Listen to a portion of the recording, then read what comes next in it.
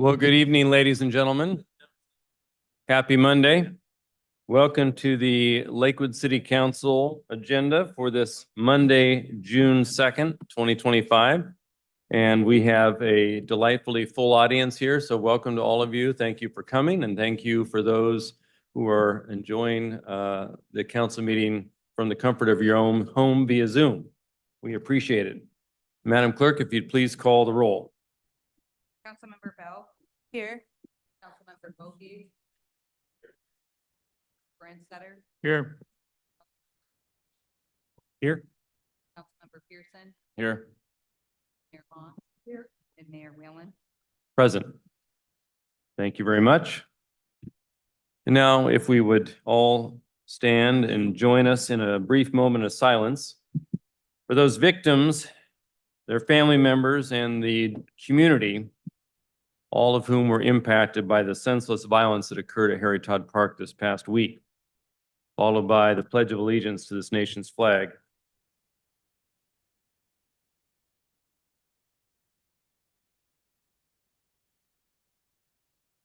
I pledge allegiance to the flag of the United States of America and to the republic for which it stands, one nation, under God, indivisible, with liberty and justice for all.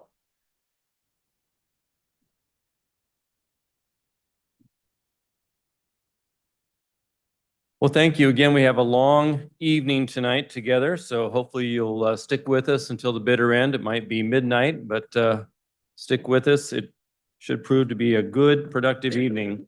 First section of tonight's agenda is proclamations and presentations, and we have several tonight. The first is a proclamation recognizing our city manager, John Caulfield, for his service to the city of Lakewood. And before I get up and read the proclamation before the audience, just to reflect, we did present Mr. Caulfield with this proclamation last Tuesday, and had a wonderful opportunity for members of the public and his family to congratulate Mr. Caulfield for an incredible long tenure here with the city of Lakewood since September of 2013. But I'll read the proclamation so we formally recognize Mr. Caulfield in your presence and on the public record.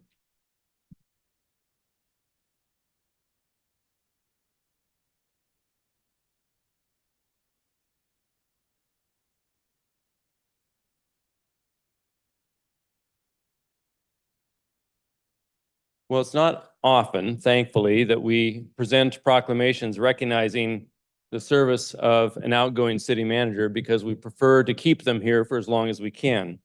And we have been fortunate enough to have Mr. Caulfield serve honorably for the city of Lakewood for some 12 years. So on behalf of the entire city council, we present this proclamation to John J. Caulfield. Whereas John J. Caulfield served as the city manager of the city of Lakewood with distinction and professionalism since September of 2013. And whereas Caulfield's meritorious service to the city of Lakewood totals 12 years and exemplifies the highest level of dedication and excellence. And whereas John Caulfield demonstrated thoughtful and steady leadership as he helped carry out a number of city council goals and priorities from conception through completion. And whereas, while leading this city, Mr. Caulfield supported economic development priorities and initiatives and the local business community, public park investments, workforce development, education and housing programs, as well as significant infrastructure investments throughout the city, making Lakewood a more safe, connected, and livable community. And whereas Caulfield represented the city on the Municipal Research and Services Center Board of Directors, the Washington Cities Insurance Authority Executive Committee, the Association of Washington Cities Board of Directors, the Friends of the American Lake Veterans Golf Course Board of Directors, the Tacoma Pierce County Economic Development Board of Directors, the South Sound Military and Communities Partnership Executive Leadership Team and Steering Committee. And whereas Mr. Caulfield represented Lakewood regionally and nationally during his tenure as a member of the Washington City County Management Association and the International City County Management Association. And whereas in 2016, John was recognized with the JBLM Civilian Hall of Fame Lieutenant General Bill Harrison Service Award. And throughout his long and distinguished career, John Caulfield exemplified the City of Lakewood's guiding principles of service, teamwork, integrity, and respect. And for all these incredible reasons, notwithstanding the fact that he's a pretty darn good person, the Lakewood City Council hereby expresses its sincere gratitude and respect to John J. Caulfield for his dedication, character, and professionalism during his 12 years of service to the City of Lakewood, and we congratulate him as he transitions to the next phase of his well-deserved retirement life. Proclaim this 27th day of May, 2025, which is now June 2nd today, but the first reading was last week. All of us here on the Lakewood City Council, and John, it's been a pleasure working with you and having you at the helm these many years. So the floor is yours, sir.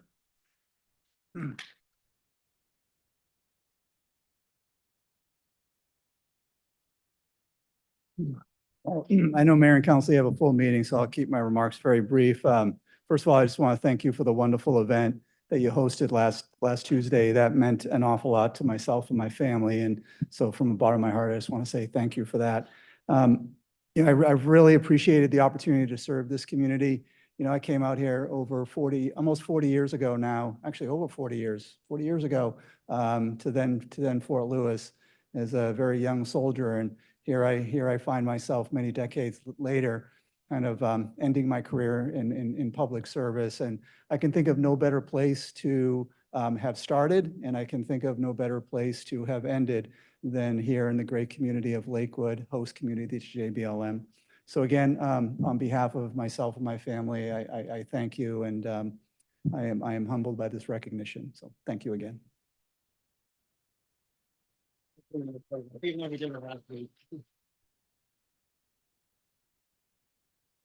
Even though we took a photo or two last week, we'll do another one this week for the records.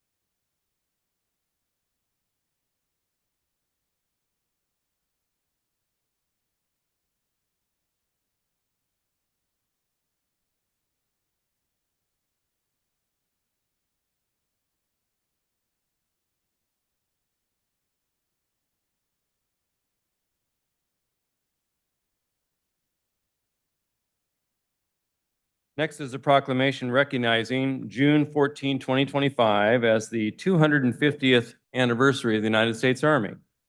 And for this, I believe I have Lieutenant Colonel Gibbons and Command Sergeant Major Keene from the 2-2 Stryker combat team, brigade combat team to receive, come on up, gentlemen, the proclamation.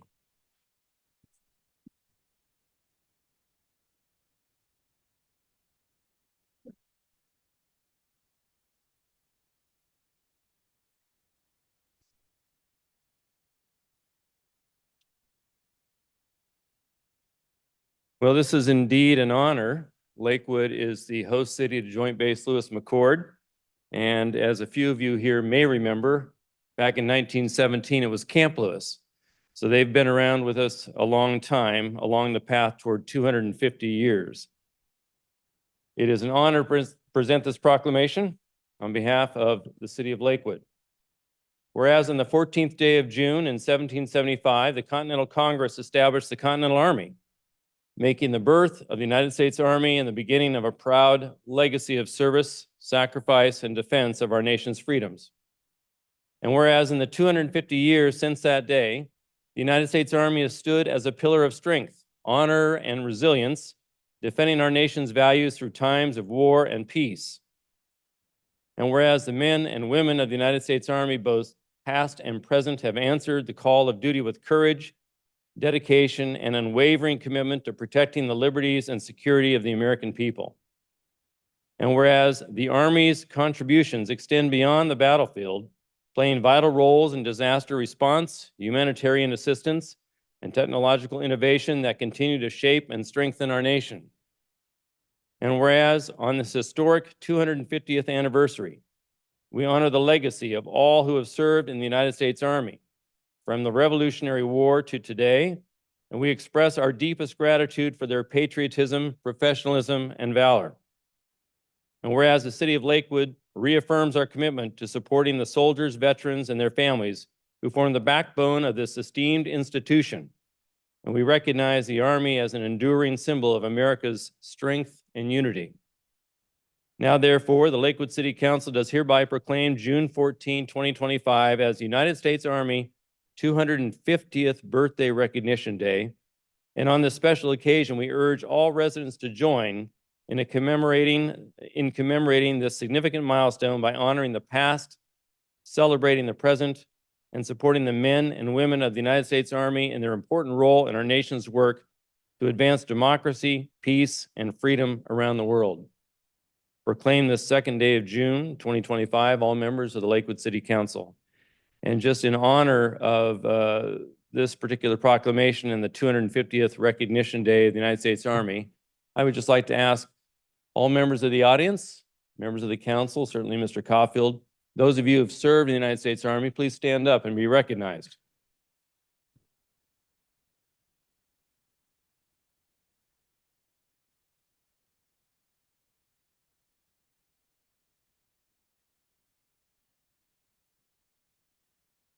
I myself was a field artillery guy a few years back, so I served as well. Gentlemen, the floor is yours, and we'll take a picture. Yeah. Now, 250 years, it's a long time, but what keeps the Army rolling along are the service members. Those members come from communities just like Lakewood. I've been stationed at JBLM for 3 times now. My wife's a former educator here in the school district. My 3 children are current students in the school district. And it's communities like Lakewood that, as service members come and go, become the bedrock of stability for families and for service members.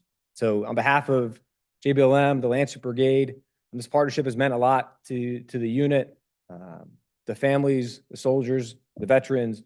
Really, really appreciate the relationship. So thank you for the proclamation tonight. Thank you.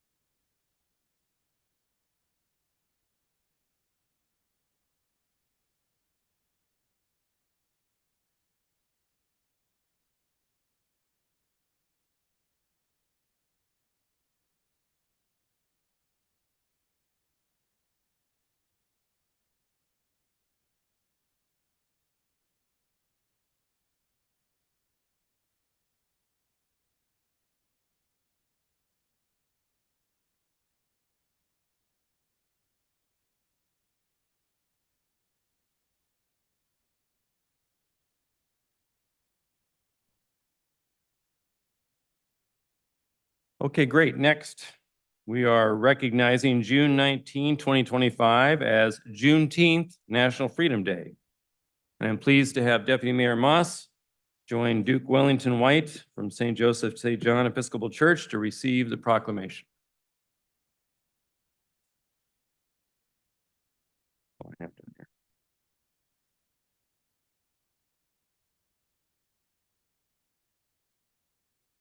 Looks like we have a few folks from St. JJ's, so welcome.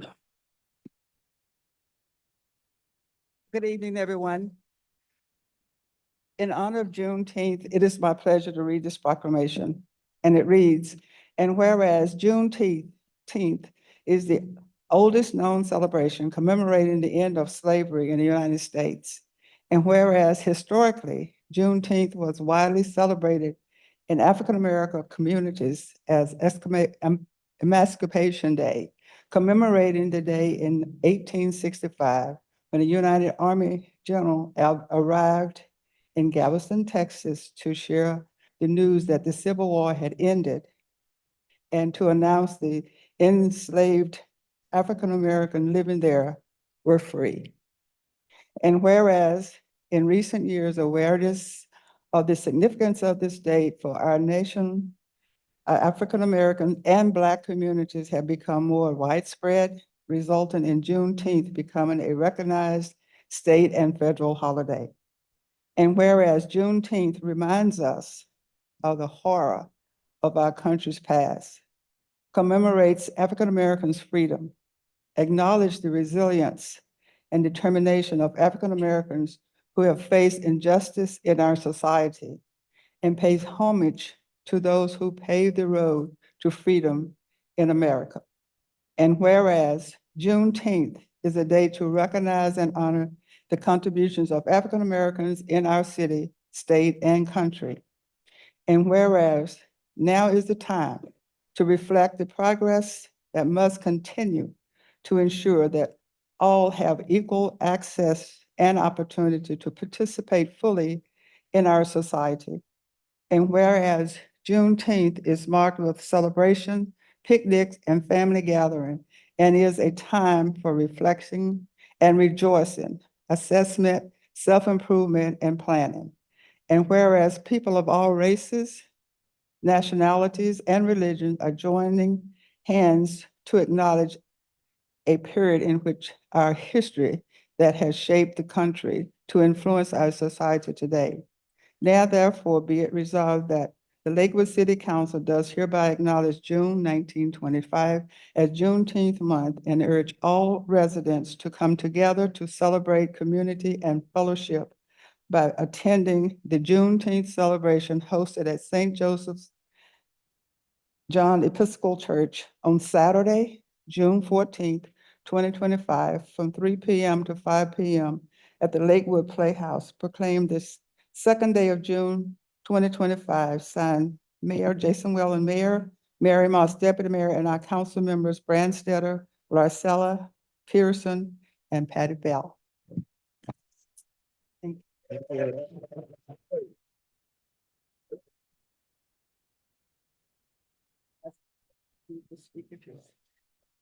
My name is Duke White, and I have the two other Musketeers behind me. We Three Musketeers, this is our third Juneteenth celebration, and we are flattered and honored to do it again, this time at the Lakewood Playhouse. And these two young people behind me, and the mayor, deputy mayor, were involved with planning, and we're just pleased and everything else. Deputy mayor was not, but these two young ladies were. We call ourselves the Three Musketeers. It's on June 14th, the Saturday, at the Lakewood Playhouse, 3 to 5.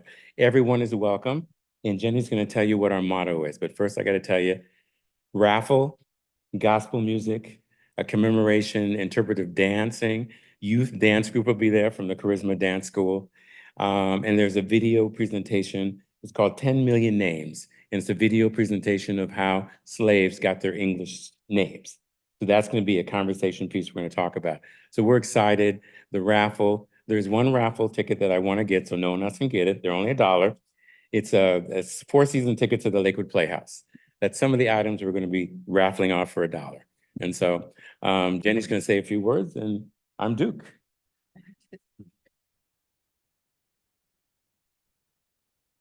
I don't know, Duke, that Pendleton hat might give it a run. Okay. I'm Jenny Gasek. I'm first generation Filipina in Lakewood. Yay, who said, yay, okay. And we are very pleased to have our third commemoration at the Lakewood Playhouse. But most importantly, what I wanted to stress about St. Joseph St. John Episcopal Church is our motto is where everyone is welcome. Come as you are and no judgment. Thank you. I wear a hat to church. I wear my hat to church, so there's no judgment. Yes, I'm first generation Filipina as well. Shout out to the Army because I'm here, my family, my children, and my grandchildren are here because of my father, who came Yay. from the Philippines. And so I'm proud to be a Lakewood citizen. And I am proud that our little city is so diverse, which means we have lots of talent, skill, experience, and opportunity to build this town and the city. And I love the youth are here because they're the future. And I love that there's some others who cover their gray hair like me, because we do it together. So thank you for being here. And we're going to ply you with some literature. So thank you all.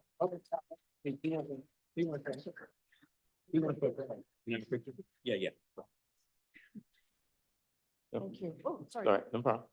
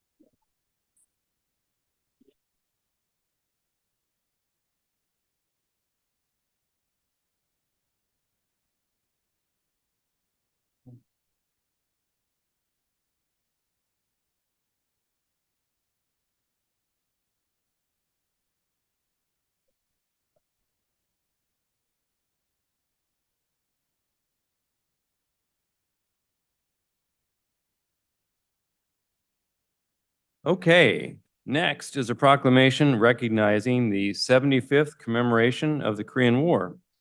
And I know we have a number of dignitaries here with us today. If they would like to meet with Councilmember Michael Brandstetter at the podium. Taipom Kim, President of the Korean American Association of Tacoma, will be here, I believe, along with other dignitaries who may join Mr. Brandstetter. And then following the reading of the proclamation, we'll get the entire group to join us for a photograph.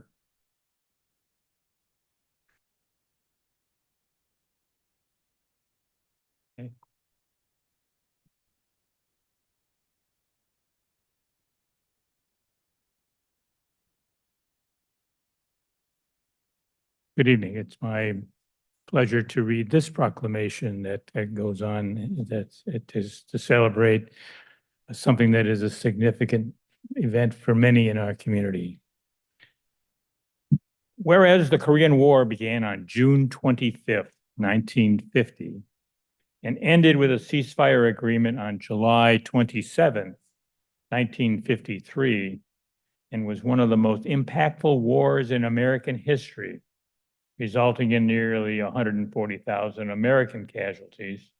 And whereas the nearly 2 million Americans served in the Korean War.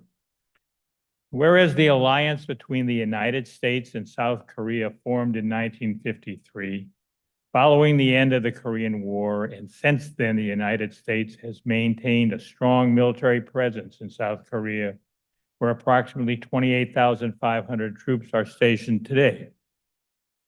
And whereas the alliance has grown beyond military cooperation with economic and cultural ties strengthened over time, and whereas the organizations like the Korean American Association of Tacoma play a crucial role in supporting our community, whereas the 75th anniversary of the Korean War is an opportunity to recognize the hardships, the sacrifices, and heroic contributions made during the Korean War. Now, therefore, the Lakewood City Council does hereby recognize the 75th commemoration of the Korean War and honors the service and sacrifice of American and Korean service members who fought valiantly in the Korean War from 1950 to 1953, and encourages residents to attend the Korean War Memorial event on Saturday, June 21st, 2025, in Olympia. And it's proclaimed this second day of June, 2025. It's Jason Whalen, Mayor, and the members of the Lakewood City Council.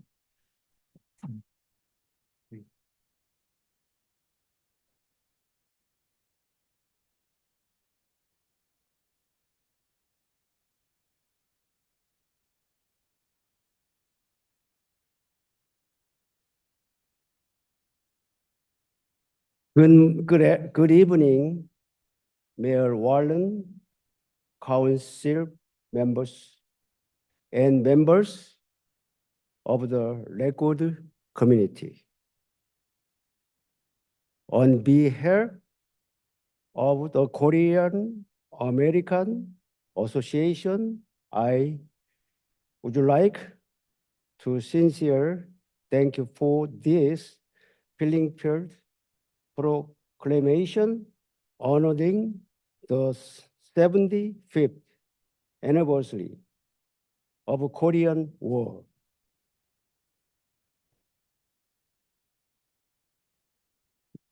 This proclamation is a powerful reminder that their bravery is not forgotten. It is also strengthens friendship between our two nations and our communities. Thank you again for this honor and your continuous support. Thank you. I am Changbom Kim, President of Korean American Association.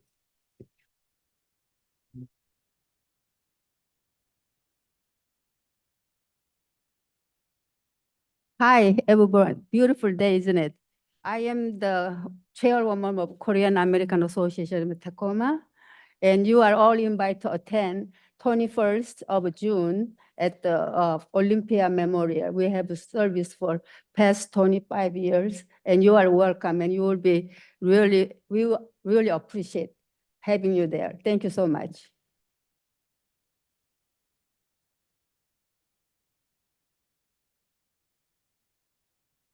Hi. I'm Councilor of the Korean Consulate in Seattle. Dear the council members, I would like to heartfelt gratitude to all of you on behalf of Korean government. Your thoughtful commemoration honor the courage and the sacrifice of Korean war veterans in here and serves a powerful reminder of the enduring alliance between the two countries and deep friendship.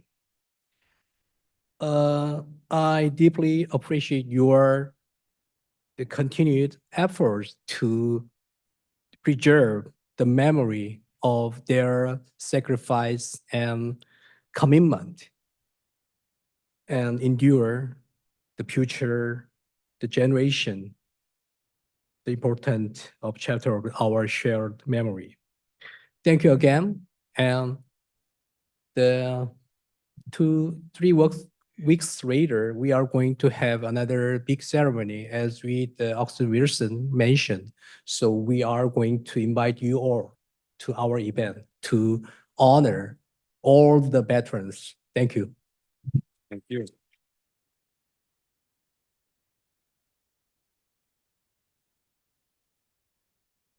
Take a photo.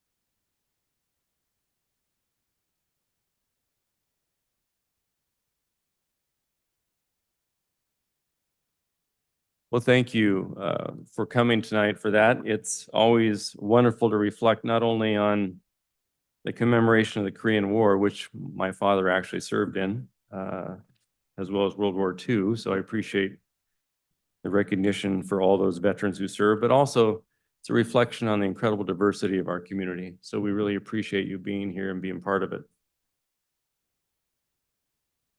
Next, we have a proclamation recognizing the month of June 2025 as LGBTQ+ Pride Month. Again, recognizing the great diversity and inclusion within our community. And for this, I'll have Councilmember Laura Sella meet with Matthew Wilson from the Oasis Youth Center to receive the proclamation. If you'd like to. Okay, anybody here? Brianna? Okay, well, you want to go ahead and read it anyway? That'd be great.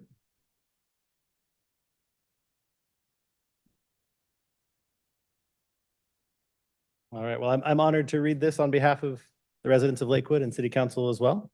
So I'll go ahead and get started.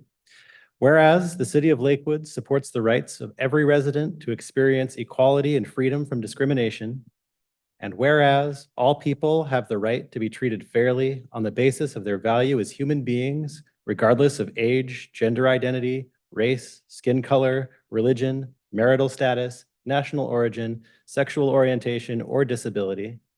And whereas the City of Lakewood accepts and welcomes people of all backgrounds and believes a diverse population leads to a more vibrant community.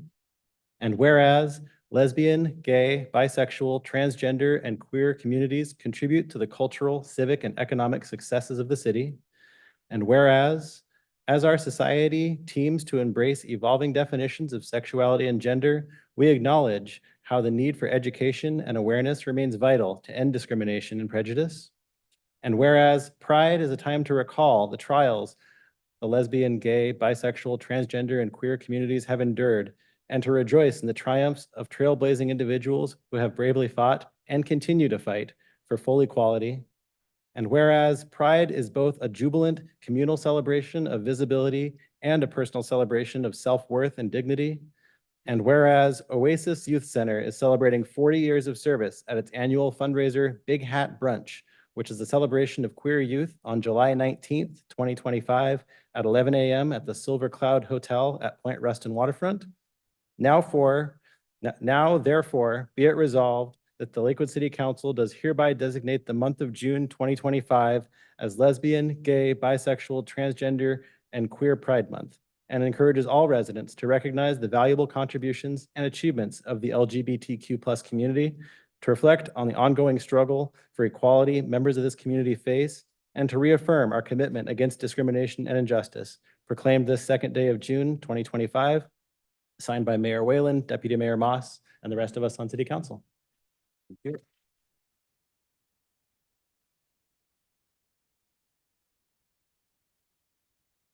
Thank you, Councilmember Laura Sella.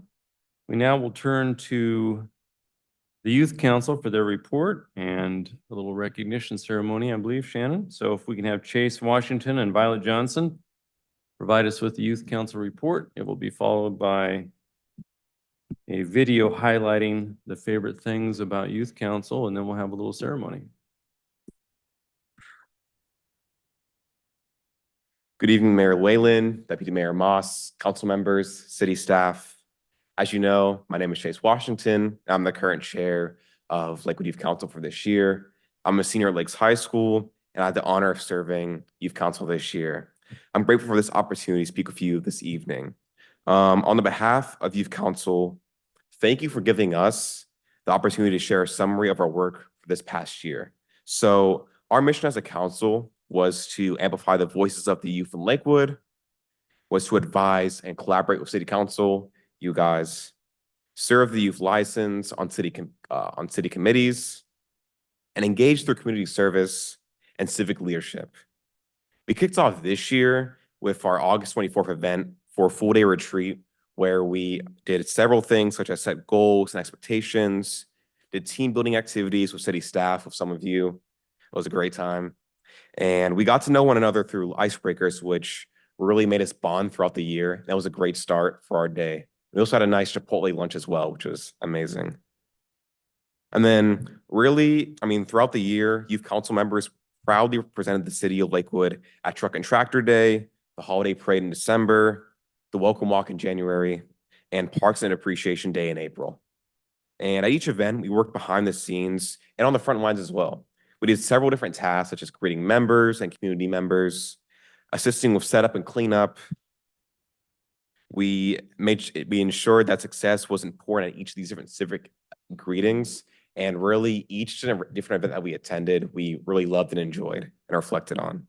And we also volunteered at the Lions Club Crab Feed in February, the Lakewood Multicultural Coalition Gala in March, and the Clover Park Technical College Scholarship Dinner earlier this month.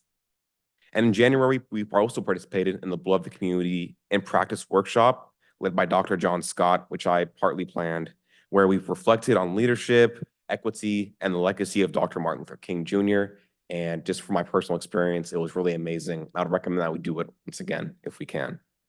And then lastly, this year, I was humbled to be honored as a Lakewood City Hero. And I share this recognition with the whole council, and it really just speaks as a commitment to our work. So I appreciate that. And overall, I just want to say thank you for these amazing 3 years, and to keep Youth Council going and to keep supporting this council. Really, Youth Council is so important for Youth Voice, and I've learned so many different skills and different assets I will take with me throughout the rest of my life because of Youth Council. So thank you so much for this honor, and keep it going, please. And at this time, I'd like to invite our Vice Chair, Violet Johnson, to share more about the events, initiatives, and things that helped us empower other young people in Lakewood. Thank you.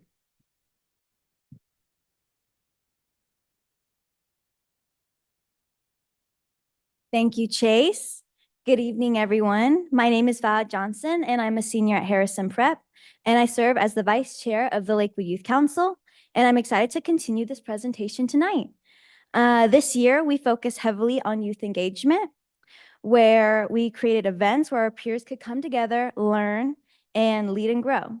Our largest event was the Lakewood Youth Summit, which was held on April 12th. We welcomed 132 students from across Lakewood to a day filled with breakout sessions on leadership and wellness, a hands-on community art project, vendor booths, raffle prizes, games, musics, and of course, free food.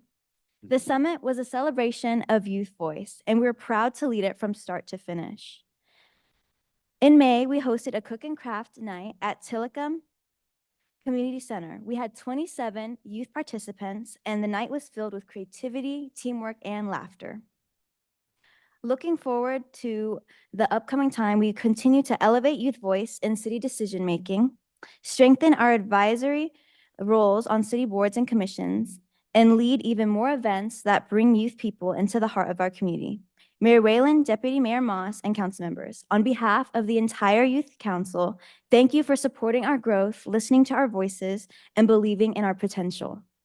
We are proud to serve, and we look forward to another impactful year in partnership with all of you. Thank you.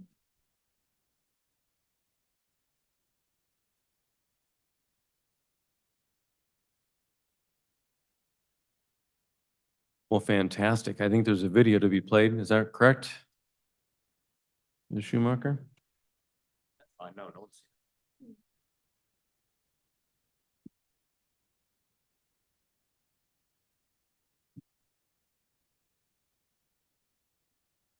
My favorite thing about Youth Council is connecting with all of the youth in Lakewood. Addressing the city council for the first time. Teamwork and volunteering. The youth summit. Working with many inspirational youth leaders. Teamwork and collaboration. The food events we get invited to. My favorite thing about Youth Council is how it's diverse. How diverse we are. My favorite thing about Youth Council is definitely being able to amplify others' voices that don't otherwise get the ability to. Outreach we did in our community. Community.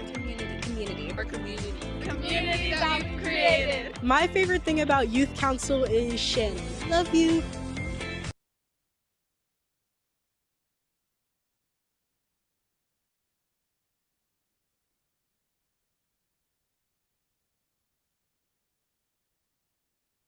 Should make Shannon say a few words.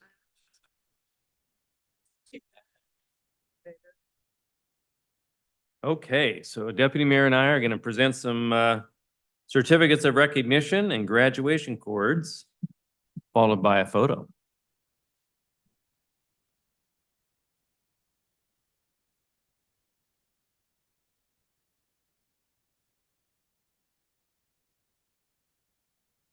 Great, can work through that.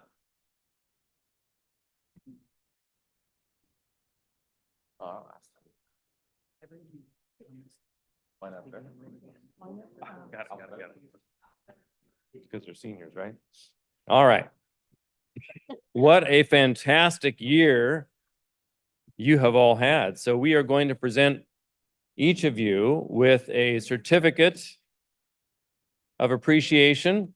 And those of you who are seniors will be receiving cords to go with graduation. Oh, very good. Make it easier on me. I love it. So they're all alphabetical by first name? Okay. So the first certificate of appreciation is awarded to Alexandra Corona Hernandez for her service as a member of the 24-25 Lakewood Youth Council and for your dedication to our community. And I believe you get a cord. All right. Yeah. I'll let you grab it and stand over there. We'll all clap at the very end because we've got a lot of worthy participants here. Alicia Stanford, you're next. Thank you for your service. We'll get everybody up there. We'll shake hands and we'll get everybody up there and we'll get the council to meet with all of you. Antonio Lanier. There you are, sir. Thank you. Follow up there. And then we have Ava Qualls. Thank you, Ava. Come on up. We'll get everybody here. Bentley Webster. Bentley, good to see you. Yeah. Bridget Holbrook. There we go. I can use both hands now. There you are, Bridget. All right, thanks. There you go. Brittany Robles. Thank you, Brittany. Yeah. Up there. Chase.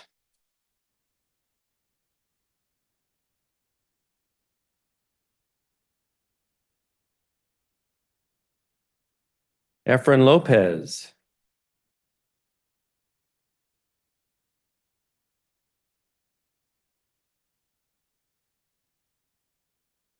Elijah Stanana.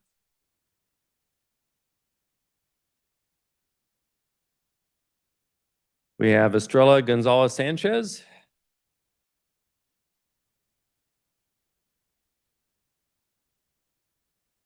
Gabrielle Flores.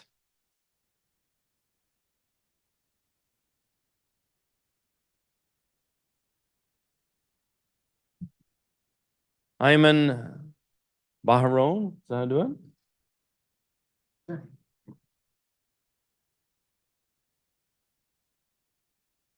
Jada Martin.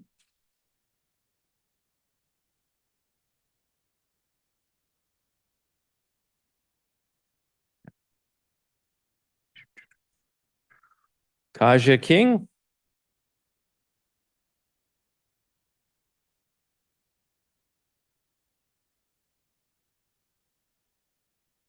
Leslie Rosales Martinez. Leslie.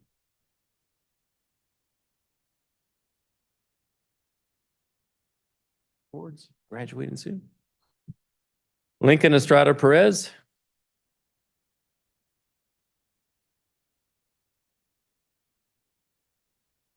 Louis Owehan. Did I get that right? I have to mess up somebody's name. Good to see you. Natalie Lopez.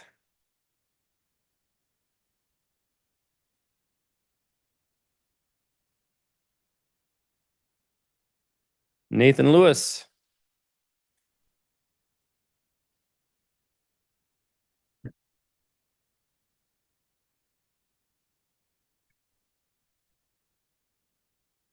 Navaya Tut.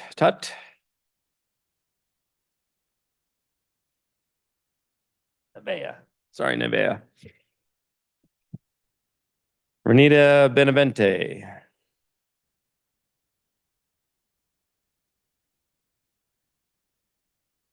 Rufaro Guja.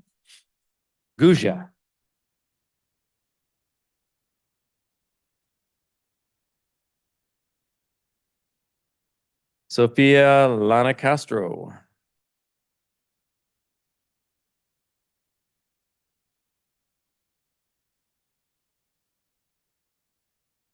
Valeria Becerra.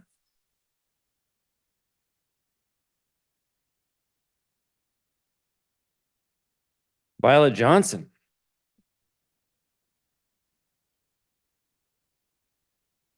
Job.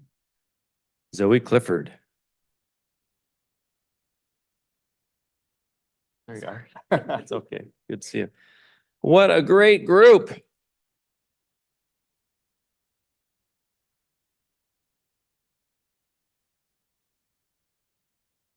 So figure out, do you want us to gather around, Bryn? How do you want to do that? I'll let. We'll stay up here.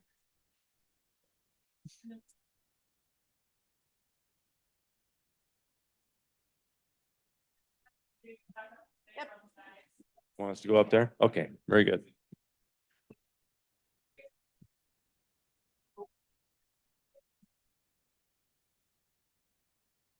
All right. Slaughter a few names. Hold on.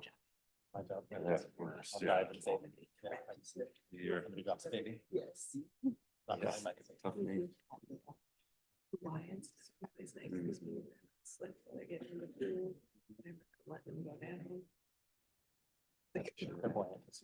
what I think. Stand on our tippy toes.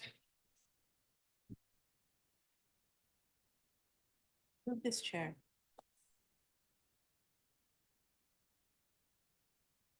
I'll go ahead and make tiptoes.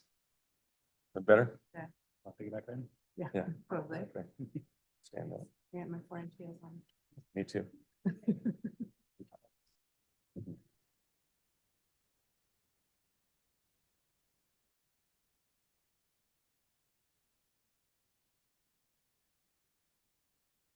Great. Thank you. Wow.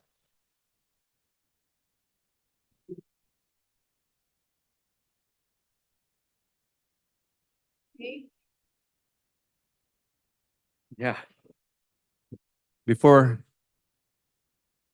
you all leave, I think we just want to, might be a few of us that might want to say a few words to all the youth council members.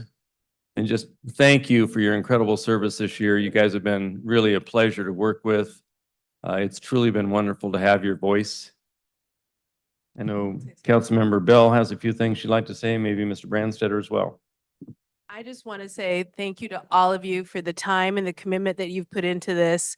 I know it's a lot of work, but I feel like I hope that you found a lot of joy and we're really able to get something out of it and really feel the love for your community. We feel that back from you guys and want to thank you for all that you've done. And we look forward to the people that are staying on for next year and to see new faces too. And best wishes to those that are moving on and going on to great things. Thank you. Councilmember Brandstetter. Oh, well, I certainly want to commend all of you for the year that you have and for some of you, the years that you've had serving this community, being able to go and do that. And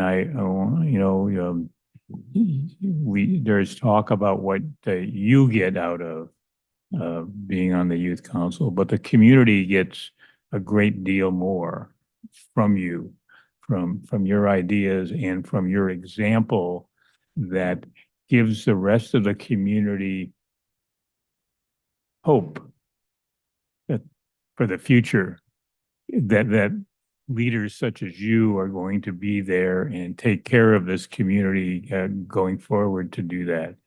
And if I would point out to you that you may not particularly tout it yourself, but from having watched young people, yourselves and your predecessors in the youth councils, I really want to commend you for the fact of how your courage grows as you get the courage to step forward and be the examples that you have been. Okay. And that will serve you in the rest of your life of where you're going to be someone that makes a difference, not a passive person that has things done to you. So my congratulations. Thank you, Mr. Branstetter. Deputy Mayor? Thank you, Mr. Mayor. I've had the opportunity to follow a lot of you throughout this process, and I just want to say I couldn't be more proud of you if you were my own, and I do claim you. But thank you all so much for all you do. Congratulations to those graduating. I will be watching, and you know who I'm talking to, all of you. So do good. I know you will. We have every confidence in you, and don't forget to come back to your community if you choose to go away. Thank you.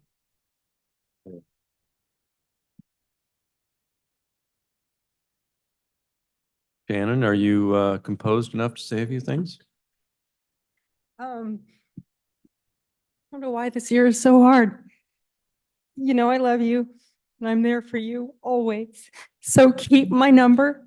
Those of you seniors leaving and for you staying, I can't wait to work with you next year again. So I don't want to do any more of this, but I absolutely love you. You have my heart. Thank you.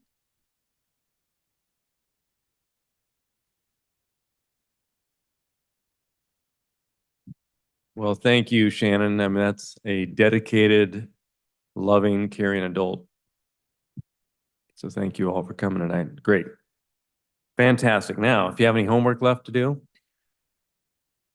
those of you who still have a few more tests to take or whatever, well, we'll find out how you've done because we now have the Clover Park School District report from your board member, Chrissy Kim. If Ms. Kim is here, there she is. You gotta say wonderful things about your students before they leave.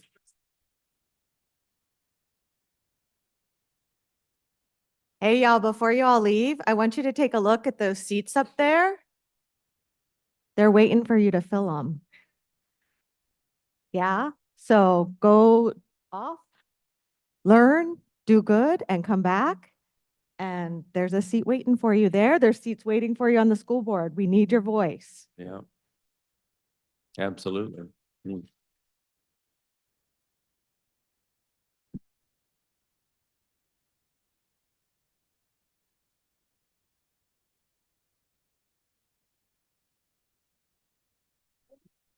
All right. We'll give them a minute to.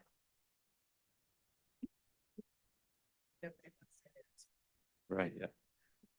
Okay, and now for my official remarks. So I'm Chrissy Kim, she, her pronouns, District 1 school board member. I want to remind folks that our graduation ceremonies are coming up June 5th and 6th. Congratulations to all of our graduates. You got to meet a few of them here.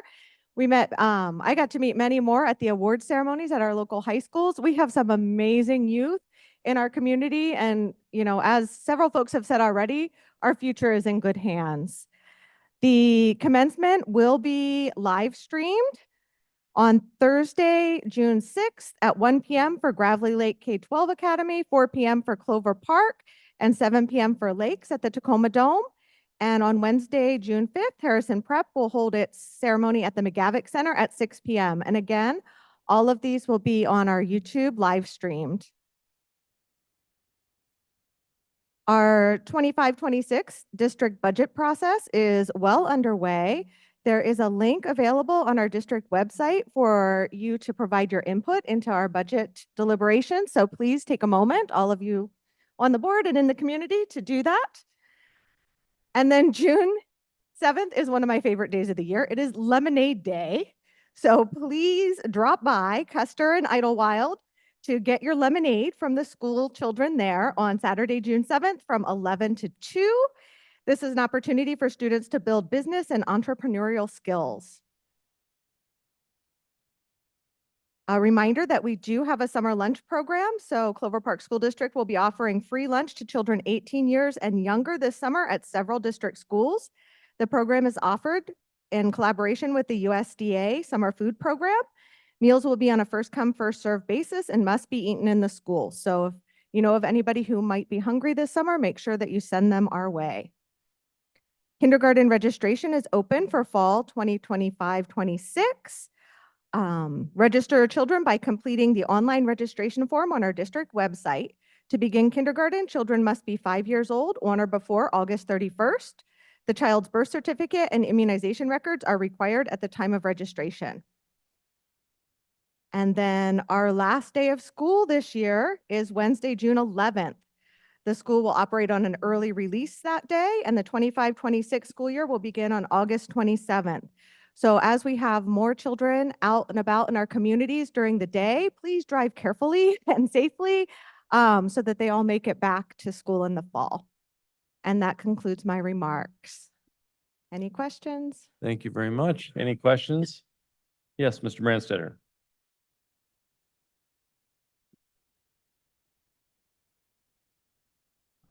Well, thank you for being here this evening, and if you could thank your colleagues at the school board for what has been a successful year.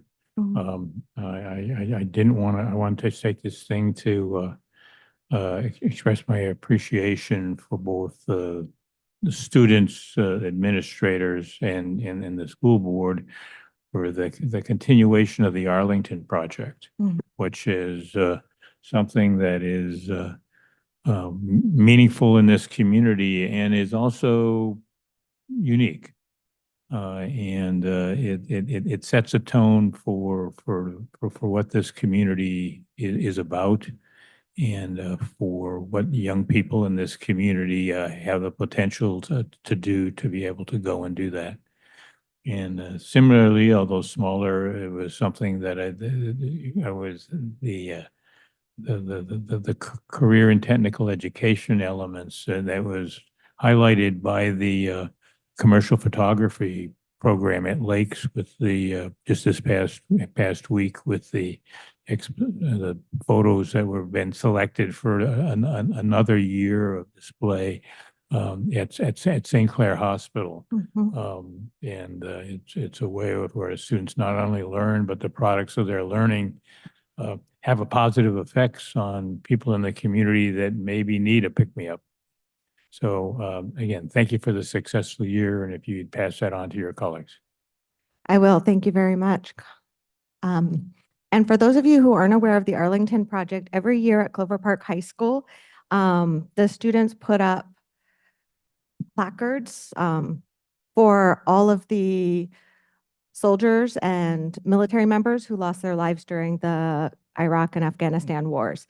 And if you have never attended that event, I strongly encourage you to go. It's amazing. Everybody who goes always comes away saying, why didn't I know about this sooner? So it happens every year in May. Put it on your calendars for next year, and I hope to see you there. Thank you very much. Any other questions or comments for our board director here tonight? Well, thank you for coming. We appreciate it, and good work on all these great kids. Thank you. Okay, that concludes our proclamation and presentation section of tonight's agenda. It's only been a cool hour, which is not too bad. We now turn to public comment. Public comments are accepted by mail, email, or live virtual or in-person comment. Comments may be submitted in advance by mail or email to our city clerk, Ms. Brianna Schumacher, at 6000 Main Street Southwest here in Lakewood, or via email at her email address, bschumacher@cityoflakewood.us. Comments received up to an hour before the meeting have been provided to the council electronically, but we have the clerk read the names of those who have submitted comments in advance, so we maintain a transparent record. Mayor, we received written comments in advance from Barb Dalton, Cindy Gardner, and John Gardner. Thank you. Members of the audience may comment on items relating to any matter pertaining to city business under the public comment period. Please note that comments are limited to 3 minutes each. We ask that you just simply step up to the microphone, provide your name and residence for the record, and then you'll be given your 3 minutes. Virtual comments are certainly welcome in the city of Lakewood. If you'd like to provide live virtual public comments, please join the Zoom meeting as an attendee by calling the telephone number 253-215-8782. Enter the meeting ID number 868-7263-2373. And upon entering the meeting, please enter your name and then use the raise the hand feature so we can call upon you, and we'll call upon you in due course. Again, provide your name and residence, and you'll be provided your 3 minutes to speak. So I will first tonight call on those who are here in person And again, we had a sign-in sheet. If you signed in, great. If you didn't, that's okay too. If you're here and you'd like to provide comment, please do so. But I'll call those who have written their names down on the sign-in sheet first. We've got Christina Kloss, followed by Walter Neary. And then anyone else who would like to make public comment, please feel free to queue up.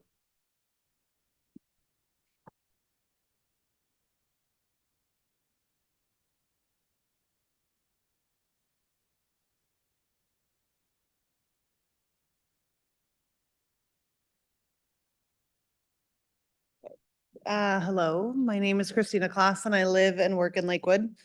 And my comments are about the RTA expansion. I understand that the MFTE is the development incentive tool. I understand that expanding the RTA does not necessarily mean demolishing existing businesses. And I understand that expanding the RTA gives developers and landowners access to the MFTE as a development tool. I know you're going to vote on it tonight, so I will try to focus on 3 main points for why I hope you vote no. 1, we want to create a space in the central business district of Lakewood that is walkable, shoppable, livable, and a thriving mixed-use downtown. We are already putting up hundreds of apartments in the center of the CBD, none of which are mixed use. If we continue this trend, we will continue to incentivize box apartments, and then we will have nowhere to put new or existing businesses. If the city has to make a plan for growth, there is no reason why we cannot plan for the growth to be mixed use. More citizens means more shoppers, and we'll need space for businesses. Once the apartments go up, we won't be able to go backwards. 2, according to my research, roughly 1/3 of apartment dwellers have children under the ages of 18. Which means thousands of new households with kids who will attend our neighborhood schools. I currently work in one of the oldest and poorest secondary schools in the area, and this is a school that is a direct feeder for most of the new apartment complexes. I have asked around at the district, and as I was advised to do so by the mayor, and as I suspected, there are no capital projects in the near future to remodel or expand the school I work at. So I have asked it before and I will ask it again. Where will we put the children? Number 3, the perception of Lakewood from the outside is not positive. We have a negative reputation amongst our neighbors, and incentivizing big box apartments over the voice of the people in this room and in the rooms prior, in meetings prior, will only serve to exacerbate this problem. It will behoove us to plan more carefully about how we want to grow instead of just growth for growth's sake. In order to grow, we need people to want to come here, to shop here, to live here, to visit here, and that is not currently happening. This last week, my husband and I attended an event in Kirkland, and we struck up a conversation with another couple who lived in downtown Kirkland. They asked us where we lived, and we said, in Lakewood, just south of Tacoma. And he responded, oh, I know where Lakewood is. And he put his hands up like guns and made shooting noises. That's where Lakewood is. We absolutely must show the public that is not who we are. We must show them we are a small city that deeply cares about our citizens, the voice of the people, and our neighbors and parks. Thank you. Thank you.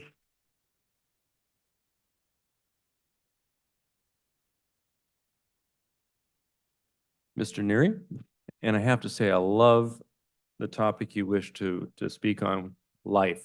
Well, it is, That's- isn't it? Let's talk I big think it's great. picture.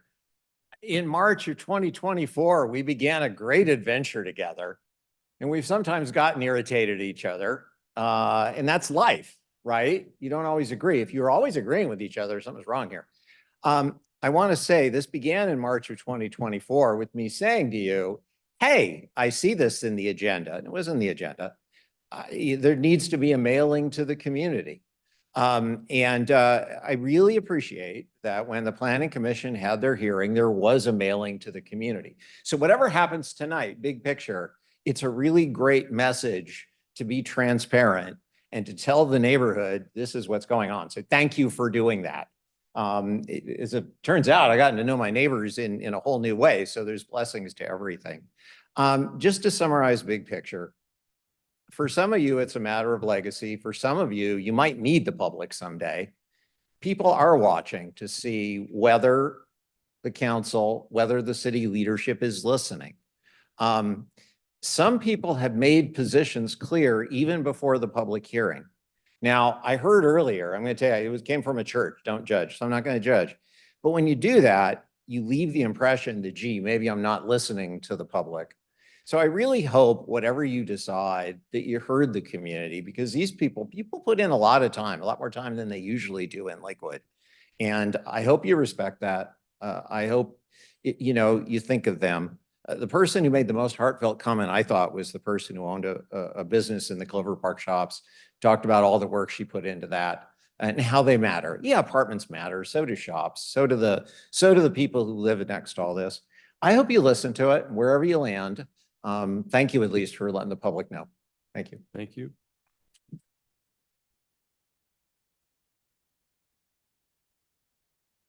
Again, that's the last individual who at least signed in on the sign-in sheet, but let that not hold you back. If you'd like to address the council during public comment, feel free.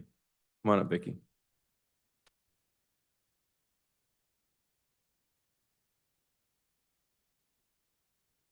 Thank you, Mayor Whalen and City Council members.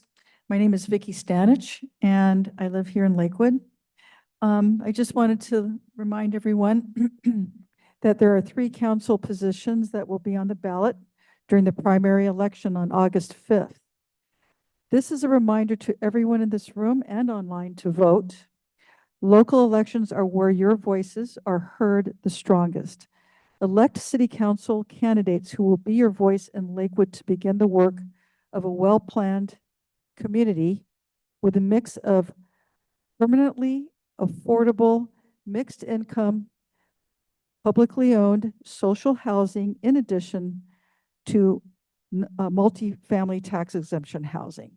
I think, there's a lot of talk about multifamily tax exemption housing, but I think we should also have permanently affordable mixed housing. We must make sure that permanently affordable housing, not just affordable housing, is available for working families and for seniors. I'm concerned that the rush to build tax exempt housing will result in poorly planned tracts of unaffordable apartments. And if anyone would like to look up, do some research on the candidates who are running, it's very important to do the research. The Public Disclosure Commission of Washington has a lot of information, a wealth of information. I encourage everyone to look up the candidates and see who's supporting them. Thank you very much.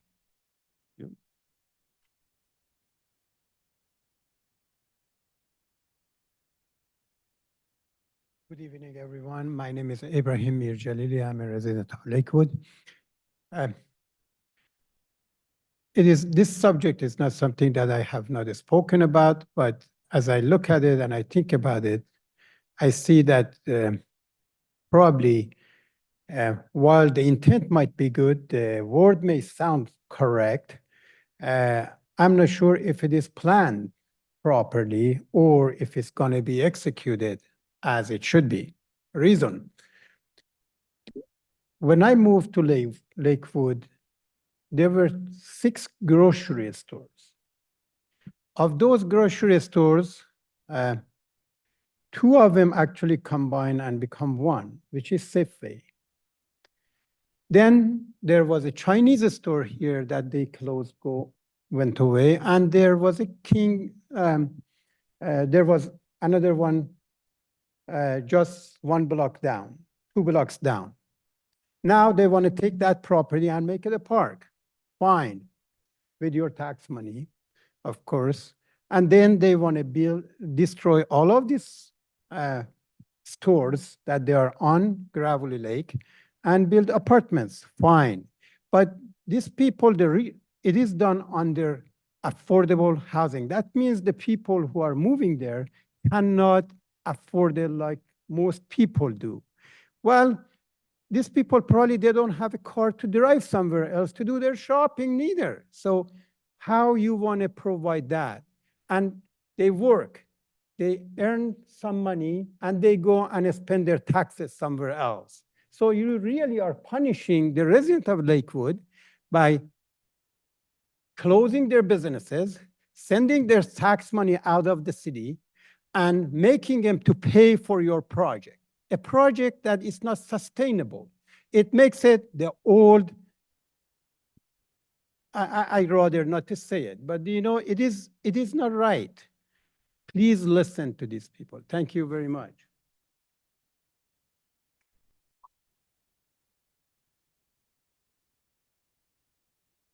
Well, seeing no others queuing up to address council here in the audience, we'll turn to those who may be attending via Zoom. The first is Christina Minetti, followed by James Dunlop.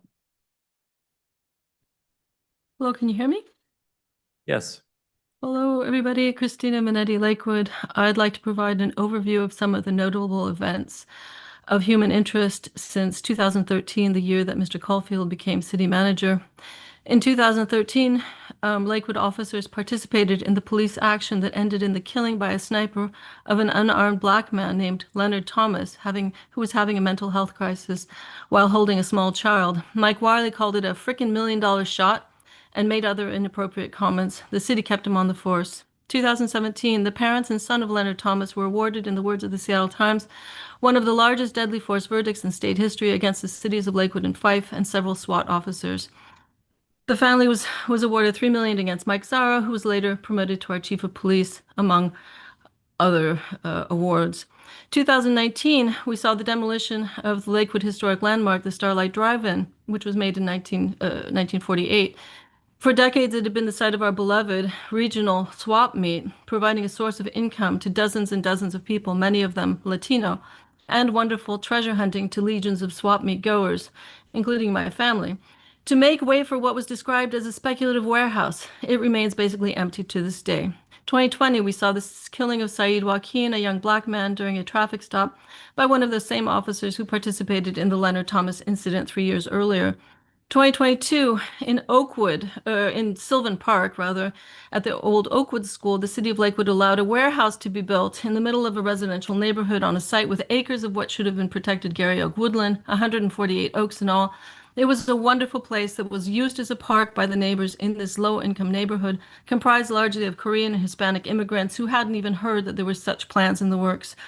In 2024, both in September, we saw the demolition of historic award-winning Tensor Library building, a true symbol of Lakewood's civic pride and identity, despite community's pleas for the city to act to save it. De-annexing would have done this, even the threat of de-annexing. Then we also saw the demolition of the Mir Jalili family's house on Lake Steilacoom for a boat trailer parking lot through eminent domain. Is 2025, we saw a mass shooting in Harry Todd Park. A couple of years ago, we had a shooting during a Disney film in Fort Steilacoom Park. So there were so many things that happened during this time period that are so memorable. I would like you to please keep all of these kinds of things in mind, this regrettable legacy as you choose a new city manager. We do not want a Lakewood like this. And I have a second comment from the nonprofit.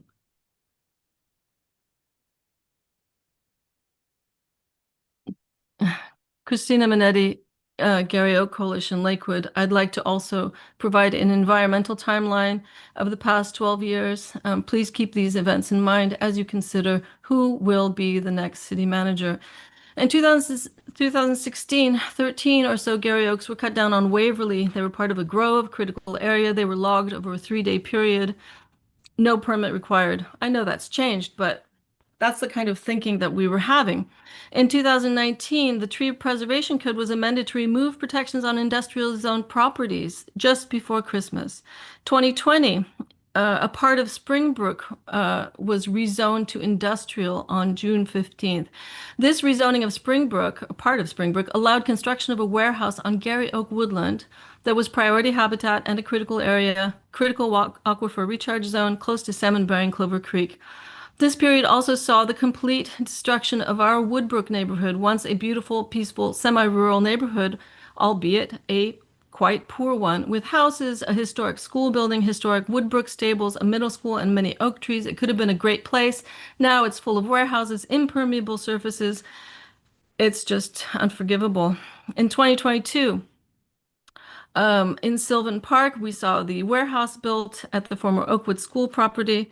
And 2025, we have an eminent domain. Oh, excuse me. We have approval for a very large apartment building above the headwaters of the salmon-bearing Ponce de Leon Creek in an area that was former wetland, tucked in the back of a shopping center. Just a bad idea all around.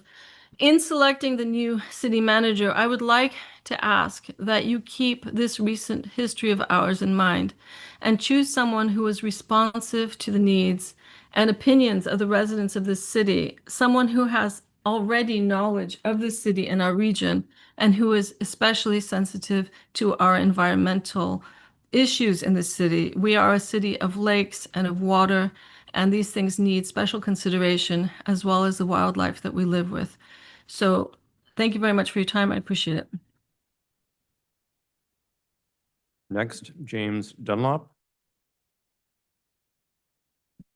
Can you hear me? Yes. Yeah, my name is James Dunlop. I'm a Lakewood resident. I just wanted to make a few comments about the vote you're about to have on the tax exemption. I think you should vote no to this change. I think that it seems to be quite clear that the people of Lakewood are opposed to this change, and the City Council is supposed to represent their constituents, their community, and I think to vote yes would really be going, would be flying in the face of Lakewood opinion, and I don't know, what kind of pressure the City Council is under, if any, but I also noticed that in terms of a youth council, that one of the council members suggested that it would be good if a youth council showed courage. And so I think it's important that you kind of practice what you suggest. It may be that the City Council does need to show some courage. I mean, in the past, the City Council has not always shown courage. I mean, for example, with the destruction of a Tensler library, you could have stopped the destruction of a Tensler library with a mere, as Christina Minetti said, the mere threat of destruction, as the mere threat of de-annexation would have, I think, stopped the library district in its tracks. But so I think it is a situation where you do need courage. Clearly, other people have gone into details about the damage that is likely to be caused to the city by the tax exemption. And I wonder to what extent you're thinking ahead. What is the landscape going to be like in 4 years' time? In sort of 2029, perhaps, when J.D. Vance is president. I suspect he'll win the 2028 election. What's it going to be like? I suspect that America will be able to manage the next few years economically. But what's it going to mean for Lakewood when the economy collapses? I'd give it 4 or 5 years, not just the local economy, but the national economy. What's it going to mean? What's it going to mean that, when you've kind of destroyed a great chunk of the city, when there really isn't the economy anymore, the jobs, the jobs that you've been thinking about, the supposed jobs in warehouses. I think you're going to find that that housing that you've created is actually going to be a real burden on the city once the economy collapses, as I think the economy will collapse. And I think the city should be thinking about the future and should be thinking about how it's going to deal with a major economic turnaround, a major economic turndown, which I suspect, in said 4 or 5 years' time is probably, very likely, maybe even inevitable.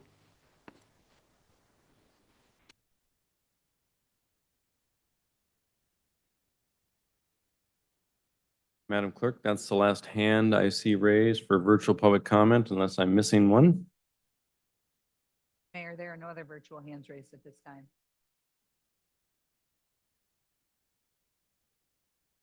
Okay, just giving a second there. Seeing no other virtual hands raised and having gone through the list and given everyone a full opportunity to provide public comment tonight, I'll declare the public comment period closed. We'll now turn to the consent agenda. Madam Clerk. A, approval of the minutes of the city council meeting of May 12th, 2025. B, approval of the minutes of the city council special meeting of May 12th, 2025. C, approval of the minutes of the city council meeting of May 19th, 2025. D, approval of claims vouchers in the amount of $3,442,262.66 for the period of April 16th, 2025 through May 15th, 2025. E, approval of payroll checks in the amount of $3,218,242.16 for the period of April 16th, 2025 through May 15th, 2025. F, motion number 2025-32, authorizing the execution of an interagency agreement with the Washington Traffic Safety Commission for Lakewood Police Department DUI OT patrols. G, motion number 2025-33, authorizing the execution of an agreement with Leasing Co. LLC / Barry Sign in the amount of $126,248 for the ECM reader board at Gravelly Lake Drive and Motor Avenue. H, motion number 2025-34, accepting a donation from Amazon in the amount of $13,000 to support SSMCP special events and initiatives. I, motion number 2025-35, appointing Ta Kraus to serve as interim city manager. J, motion number 2025-36, reappointing Kate Reed and appointing Kurt Spingath and Weston Ott to the American Lake Management District No. 1 Advisory Committee through June 2nd, 2028. Well, thank you very much. Is there any item which any council member wishes to remove from consent agenda consideration at this time? Seeing none, do I have a motion to adopt the consent agenda as presented? So moved. It's been moved by Councilmember Pearson, seconded by Councilmember Boki, that we adopt the consent agenda as presented. Any further discussion? Seeing none, all in favor signify by saying aye. Aye. Any opposed? The consent agenda has been adopted. We now move to the regular agenda ordinances. The first ordinance, number 831, Madam Clerk. Ordinance number 831, adopting 2025 amendments to the Lakewood Comprehensive Plan, Future Land Use Map and Zoning Map, and Lakewood Municipal Code Titles 12, 17, 18A, 18B, and 18C. Thank you very much. And for this, we have our planning manager, Ms. Tiffany Spear, to give us an overview of the proposed ordinance. Thank you, Mr. Mayor, members of the council, and for the last time, City Manager Caulfield. On your packet this evening, this starts on page 131, where the agenda bill is included, and then the actual ordinance itself begins on page 139. All of the 12 included amendments are there as follows. The ordinance language itself, there's a total of 12, but if you'll recall, there were several that were pulled because there was no action needed on them. So within the agenda bill, there's an explanation for a few things that changed since the public hearing on the ordinance.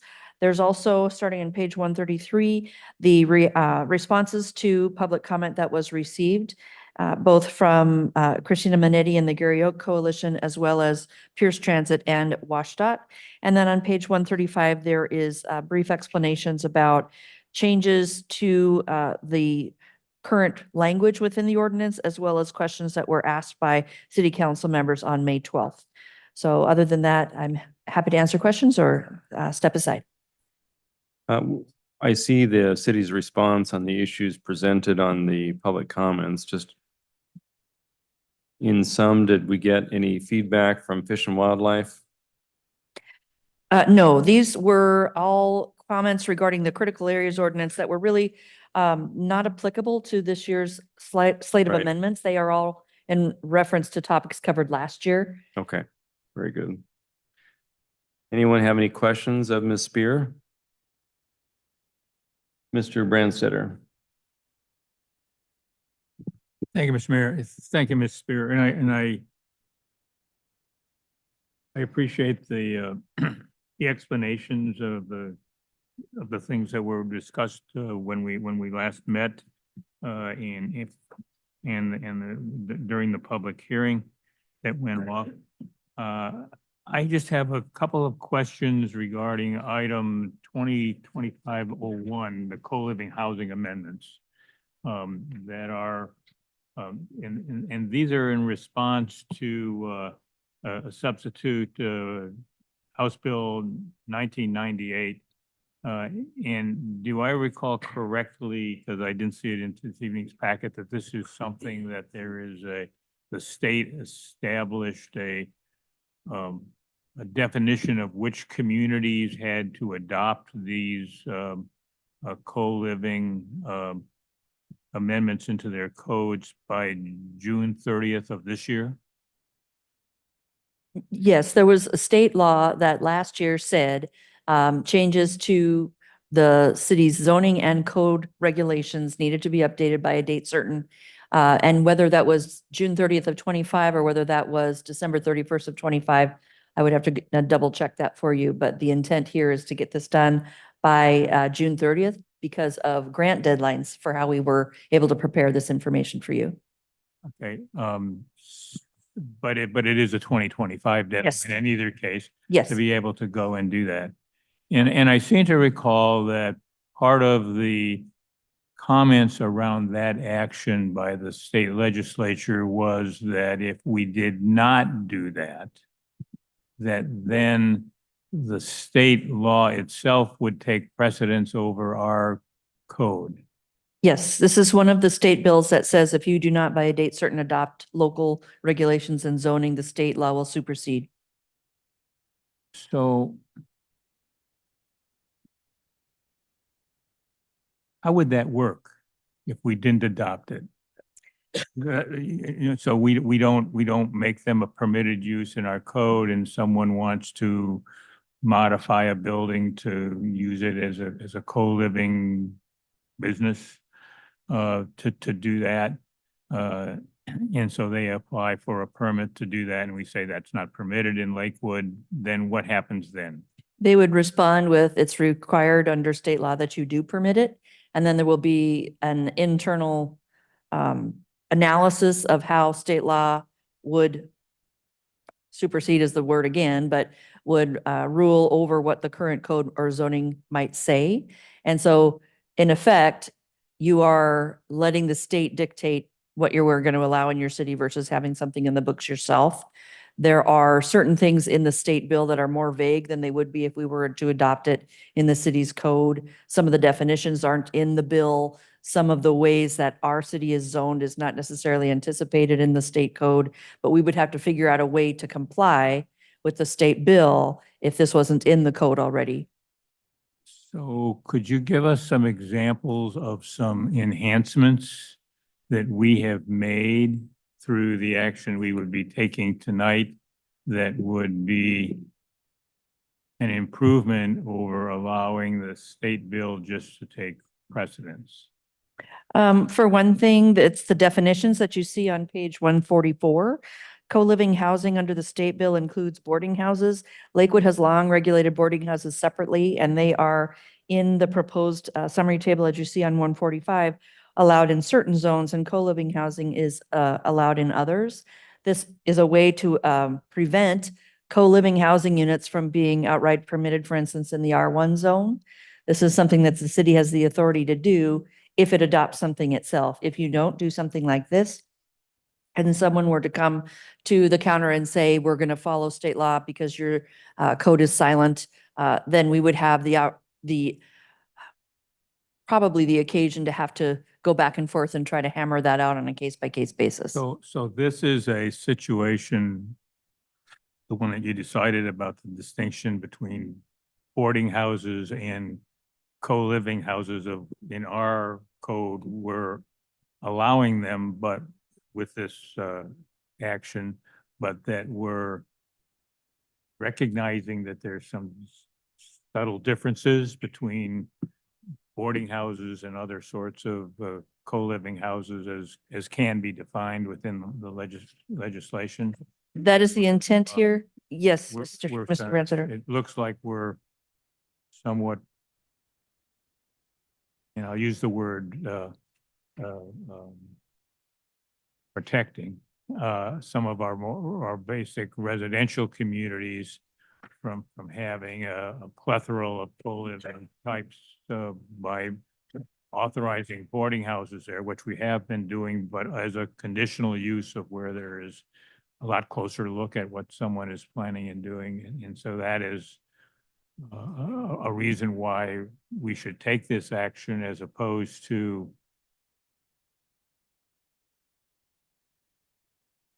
signifying our disagreement with the way that the state has gone about this by not incorporating it and making people go to the state and get the state things. But you feel we are improving upon the basic state regulation by how we're placing it in our code? By incorporating it into the city's code, it is specific to Lakewood. It reflects city's specific land use zones and the allowed uses within each one of them. It is recognizing our specific environmental layout of the city, the number of lakes and rivers and the protections therefore. It is recognizing tree protection regulations that the city has adopted. It is incorporating, starting on page 147, a number of operating and development conditions on co-living housing in this case, that may or may not be something that the state law would fully require or allow. And first, probably best customer satisfaction by having it in the code. What we're trying to do is make this clear and easy to administer, meaning faster permit review. Anytime you end up with something silent in the code where the issue becomes what would state law require if the city doesn't have it in their code, that's causing additional delays in any type of permit review. And I'm looking on page 146. And there's a residential uses land use table. And it shows both boarding houses as one land use and co-living housing as another land use, as you described. And with the boarding house being conditional uses in the R zones and the MR zones, and then the others being permitted uses in the mixed residential and multifamily and ARC and neighborhood commercial, fancy arts center in the central business district. And they're both highlighted in yellow, which means that there's some element of a change to them. What changed in the boarding house line? Nothing changed in the boarding house line other than you'll see under MR2, the underline for that C means it is a conditional use in that zone as well. The reason both of those line items, as well as others in the tables, was highlighted yellow is simply to draw your eye to it, just because the text is small and there's so much on the page. But the only change there is that for boarding houses, MR2 would now have a conditional use for boarding house. Okay. I understand more clearly now of why we're using the expertise of staff and the eyes of the planning commission to make this better than just accepting the state mandate to be able to go and do that. So thank you. Thank you, Mr. Mayor. Thank you very much. Mr. Boki. Thank you, Mr. Mayor. Just a quick question, Ms. Spear. A couple of the items deal with the open space and recreation. So there's open space and recreation for Primley Park from open space and recreation 2 to open space and recreation 1. Harry Todd Park to exclusively open space and recreation 1. I don't know what it was before. And then the downtown central business district open space that we just recently purchased, OSR open space and recreation 2. So could you explain to us what the difference is between OSR 1 and OSR 2 and what's going on at Harry Todd Park? Well, first of all, Harry Todd Park, there is no substantive change in the allowed uses there. And this would be on page, excuse me.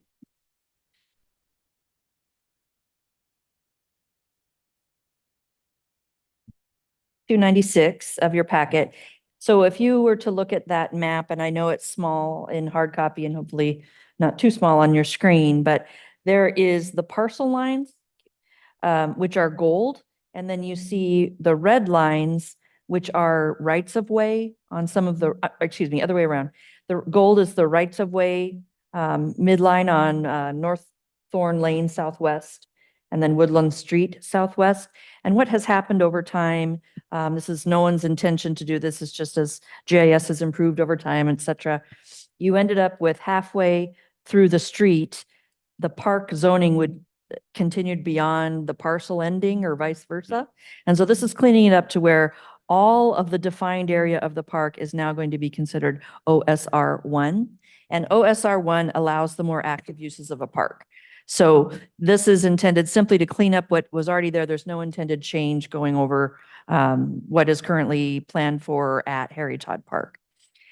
The page prior to that is 295, and that's where you'll see the mention of Primley Park. This is, again, an existing park. There's no intended change here other than to clarify which OSR it is, Open Space and Recreation Use List. OSR 2 is more of a passive, you don't put any equipment in it, you just leave it be. And OSR 1 allows things like the playground equipment that has been on it and is intended to be updated if it hasn't already. The final question regarding the downtown park, that one is, again, looking at the types of uses that may be wanted on that property where you might want benches, you may want walking trail, you may want spray park, you may want something else, picnic tables, whatever it is, other than completely passive open, the OSR 1 would let those types of activities happen. Okay, so for the downtown part, I'm locating that now. This says redesignate, but this says go to 2. I'm sorry, where, can you point? Is it 2025-10? Thank you. Yes, we're taking it to OSR 2 because Central Business District is a zone that doesn't anticipate necessarily park use. OSR 2, you could leave it with the OSR 2, you could take it to OSR 1 if you want. I think looking at this now, it's reminding me that the reason OSR 2 was suggested is that the size of the park doesn't necessarily lend itself to a lot of that active stuff. But if you wanted to zone it OSR 1 rather than 2, you certainly can. What can we do with OSR 2? Repeat that to me now. OSR 2 is more of a passive open lawn as opposed to other active things that might be on the parcel. So if we were to decide to do something more active, like Community center, playground, spray park, et cetera, we would have to change the zoning to OSR 1. It would be recommended, yes. Okay, but thank you. Sure. well, on that point, to clarify, if there was some master planning exercise that the downtown urban park property that we've acquired could be a site for a mixed-use community center, does that need to be OSR 2? Actually, if it were to be something like that, we may need to rezone it back out of OSR altogether. It would just be a matter of doing so through the regular annual process when the time came. So if you want to zone it OSR 1 or 2 now, you can certainly do that. OSR 1 would allow more active types of things, but it wouldn't have, unless you change the allowed uses for OSR 1, wouldn't have a community center anticipated. So it would be a matter of rezoning once the master planning process was done. And the proposal is OSR 1, it's more. I'm active, sorry, correct? tonight for that one, it's OSR 2. It's the more passive open version. I think we want 1 to do the spray park or whatever possibly might be in there. Yeah.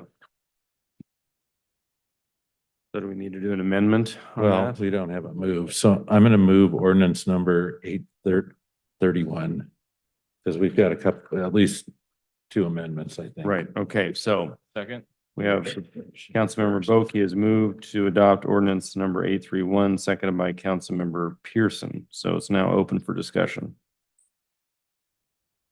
Councilmember Lauricella. Thank you, Mr. Mayor. First off, I want to address Amendment 2025-11. I believe our current code says the maximum size for an ADU is 1,000 square feet and the minimum size is 1,000 square feet.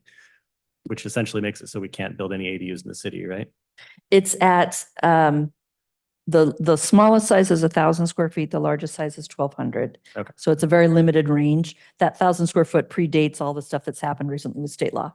Okay, I would move to amend ordinance 831, amendment 2025-11 to replace the proposed language in Lakewood Municipal Code 18A 4110 B1F, setting a minimum lot size for attached and detached accessory dwelling units at 400 square feet with the following language. So we're going to take that out and instead propose that the minimum size for both attached and detached ADUs shall be sufficient to comply with Lakewood Municipal Code Title 15. Essentially, if we get rid of the minimum size, then Lakewood Municipal Code will take over for that and our building regulations will allow us to move forward. For clarity, what would be the effective impact on that? If someone wants to understand their minimum square footage, what are they learning from this proposed amendment? Right. So essentially, if someone wanted to build a unit smaller than 400 square feet, for instance, they want to house their mother-in-law in a studio-sized space above a garage, and it's 200 square feet, including a bathroom and a kitchen, they'd be able to do that. As it is at 400 square feet, they may not be able to. I'm sorry. Yeah, go ahead. Mr. Mayor, Title 15, which is the International Building Code or International Residential Code, that would govern how small a unit could get because it's going to require things like the kitchen, the bathroom, the certain amount of setbacks from certain fixtures from other things within it. So it wouldn't be a 400 square foot minimum. It would be smaller, but just arrow in the dark, it would be about 150 square feet, practically speaking, would be the smallest size, just to meet everything that's required in the building code. Okay, so we have a motion to amend. Mr. Mayor, I will second the motion to amend. Now we can talk. Any further discussion on the motion to amend ordinance 831, specifically provision 2025-11? Amendment 2025-11 to the comp plan. You want to speak to that, Mr. Branstad? Yeah, I would speak to the idea of not particularly being too restrictive. You know, the main reason this got onto the docket was we're sort of looking at 1,000 square feet was too small for Too without restrictive. some flexibility for people to do that. So the idea was to increase the maximum allowable to give people a way to build some things. And we are looking at ADUs essentially being a component of our solution to actually make them be living areas. But at the same time that we expanded, that I think that by not being so stringent in having as large a minimum required, we help with people who are trying to figure out how to pay for these things as they look to make those things. And as we are trying to, over the next 19 years, trying to create between 9,000 and 10,000 more living units in the community, having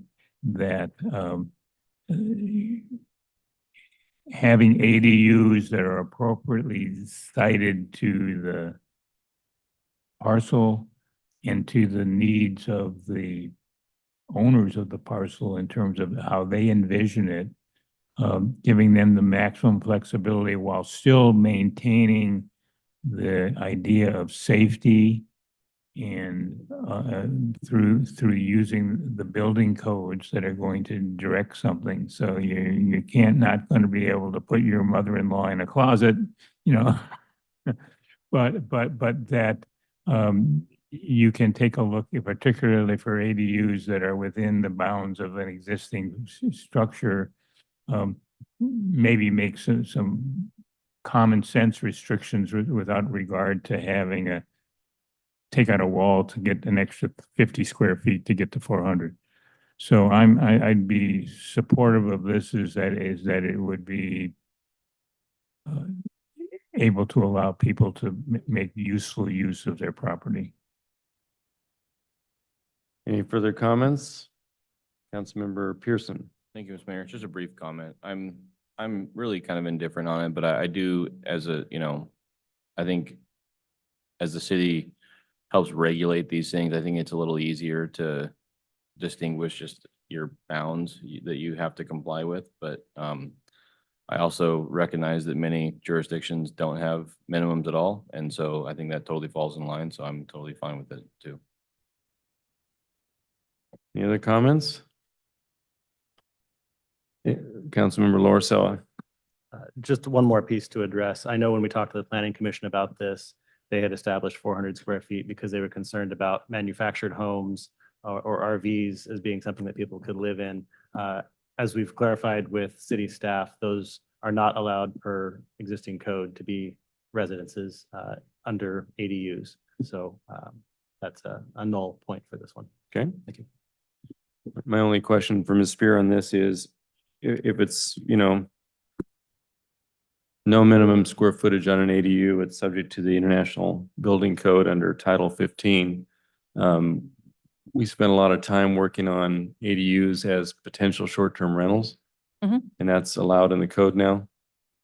Yes, So- accessory dwelling units can be considered short-term rentals, yes. So we are potentially having maybe unintended consequences of allowing anything as little as 150 square feet to be a short-term rental if we pass this. Just putting it out there. When you have something with a minimum square footage of say 400, it might alter that landscape. But just so we know. Okay, in the absence of any further comments or points of discussion, all those in favor? Correct. Yep. Anything else, Mr. Boki? Just keep me in line? Got it. All right. All those in favor of the amendment, which is the amendment to 2025-11, which is part of Ordinance 831, signify by saying aye. Aye. Any opposed? That amendment passes. Okay, in the absence of any, let me, Mr. Mayor, Mr. Boki. I have an amendment to 2025-10. And I'm looking at page 132, so I don't know what other pages I need to look at. Redesignate and rezone parcel 514-000-1191 from downtown/central business district CBD to open space and recreation OSR/open space and recreation. And I would like to strike the 2 and make it a 1, and OSR/strike the 2 and make it a 1. Very good. Do I we will have a second? that. Very good. Seconded by Councilmember Boki, that we amend proposed ordinance 831 at subsection or sub amendment 2025-10 to change the designation from OSR 2 to OSR 1. And just to double check with Ms. Spear, that is the one that allows more active use as opposed to passive, correct? Correct. Any further discussion on that particular proposed amendment? Councilmember Pearson? A brief comment. Thank you, Mr. Mayor. Yeah, I think that totally sets us up for a little more flexibility on being able to use these spaces as we move forward. So I'm all for it. I concur personally. I think that is exactly what we're trying to do, is allow some flexibility and some dynamic activity on that urban parcel. Any other comments? Councilmember Laura. I appreciate this as well. I think it's the right way to go. It does lead me down the path of thinking as we look at lakefront street ends, whether we want to zone those as OSR 2 in the future. Okay, very good. All those in favor of the proposed amendment to 2025-10 within ordinance 831 signify by saying aye. Aye. Aye.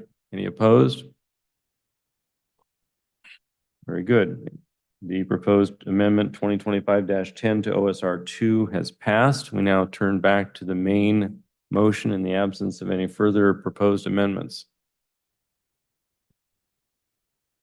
Seeing none, ordinance 831 is on the table with the two proposed amendments to 2025-10 and 2025-11. Any further discussion? Mr. Boki. I am going to make a quick comment. A lot of these, as mentioned in the discussion up to this, are things we have to do and are being kind of drug into these things, right? And by a state legislature that is increasingly agitated about the lack of housing. And I appreciate their concerns. I don't always appreciate their legislation that they put together and force us to do. But this is kind of a continuation of a trend, and we will accept that trend and try to make it work. And I appreciate Ms. Spear and the rest of the staff really trying to guide us through this to make it as good as possible for the people of Lakewood, so that we don't, regret these things. And I think we did a pretty good job with that, given the circumstances. But every year now, we're really challenged to make changes that on our own we probably wouldn't have made in some cases. Some of these are ones that we want to make, but we accept our responsibility we are a creation of the state of Washington. We are chartered by the state of Washington. So I think staff did a really good job in trying to put this all together and make it work. Mr. Brandstetter. Hi, Mr. Mayor, and I appreciate Mr. Boki's comments in that there is, in recent cycles, there have been too many things that, because of state actions, we have to do. But I do, as I look at the earlier conversation this evening with Ms. Spear, that have to do things can be mitigated or tweaked to the point of where they'll work for Lakewood. Okay. I really think that the state has been meddlesome in allowing not just this council, but councils throughout the state from being able to actually craft the development of their own communities, to be able to go and do that because of the goal of what they think is needed in some of the larger cities, but they prefer to make everybody do it rather than just rely on folks to do that. I do think, though, that we're going to get to the point sometime where the state has you have to do this, that we just can't make work. There isn't one on this docket today, but we're going to get to that point. And at some point there, it's, we may well have to get to the point of where we just don't do it. And even if then the state says, well, we're going to usurp you and take you over as they do on some other things, at least we are in a position of where we can say, well, that's on you, but that we're not going to, we don't want to be in the situation of we just do it because there's a sentence in a state law that says we have to. But, most of the things, quite honestly, on the land use things, there are elements of things that we were already considered or already existed in Lakewood, like the middle housing things and ADUs and things like that, so while we have technical single-family residential zones sprinkled in them, there have always been other size uses to be able to go to that, and they're not really disruptive to it. But we need to be careful as a body of saying that we only did it because the state made us. That what we're doing tonight on these things here is that we're crafting the guardrails that the state has put up that we got to stay within, but we're making an effort to go and do that. And I appreciate the fact that staff and the planning commission have endeavored to do that in not just this cycle, but in several past cycles, to where we're going on, and none of them are going to be a significant emotional event for any of our neighborhoods. You know, we're maintaining some level of control that we're allowed to through our codes and the professionalism of our staff that will work with people to make land use development. Thank you. Any further comments? I just want to extend my appreciation to you, Ms. Spear, and to staff for working diligently on these proposed comprehensive plan amendments. I think, as we all recognize, much of this is promulgated by state legislative changes. And to those who are diligently watching and listening, and those of you here, you can see some of the writing on the wall where there is a heightened focus on housing density in urban cities like Lakewood. And so they meaning the legislature, are working feverishly to do what they can to make changes happen. And it's challenging. So thank you for helping us grapple with the very many changes that came down this year. Okay. All those in favor of ordinance 831 as amended, signify by saying aye. Aye. Aye. Any opposed? Ordinance 831 as amended has been adopted. We now turn to ordinance 832. Madam Clerk.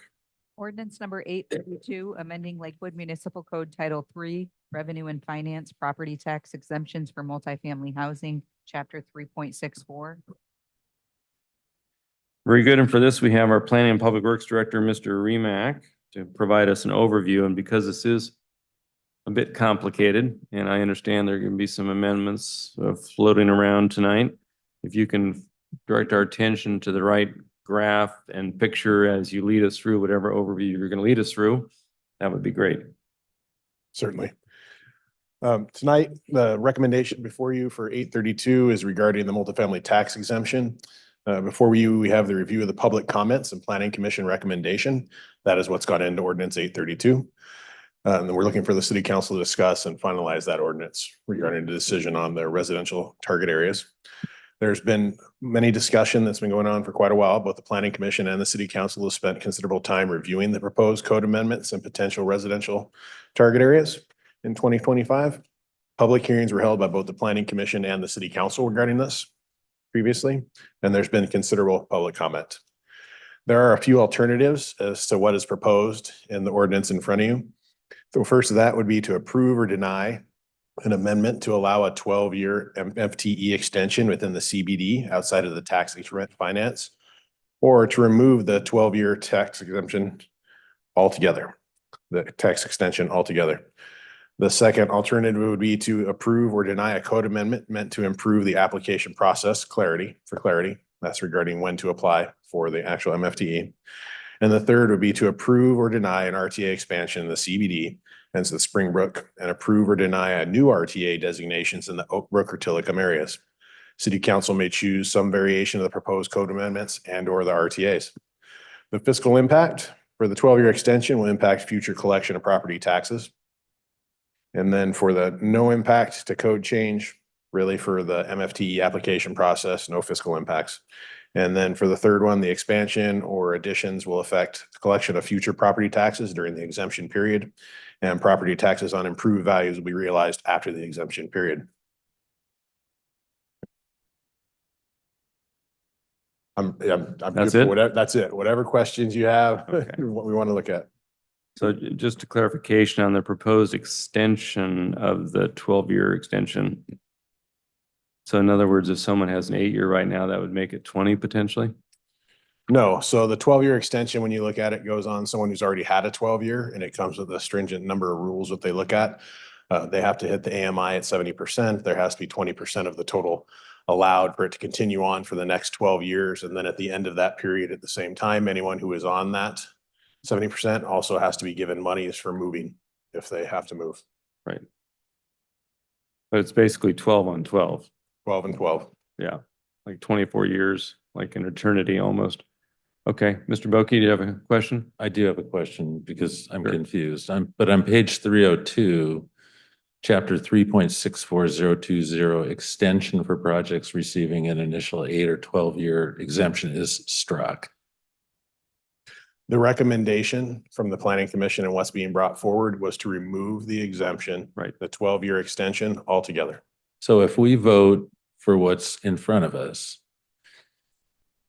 what does Well, the it proposal will do? If we remove- don't have any more debate, we just vote for it. What does this thing do? It would remove the 12-year extension from all MFT areas and RTAs within the city of Lakewood. And then what else does it do? It adds Springbrook and Stilichum Boulevard RTAs. It would add a small area along the CBD, which is the total little corner that we've been missing.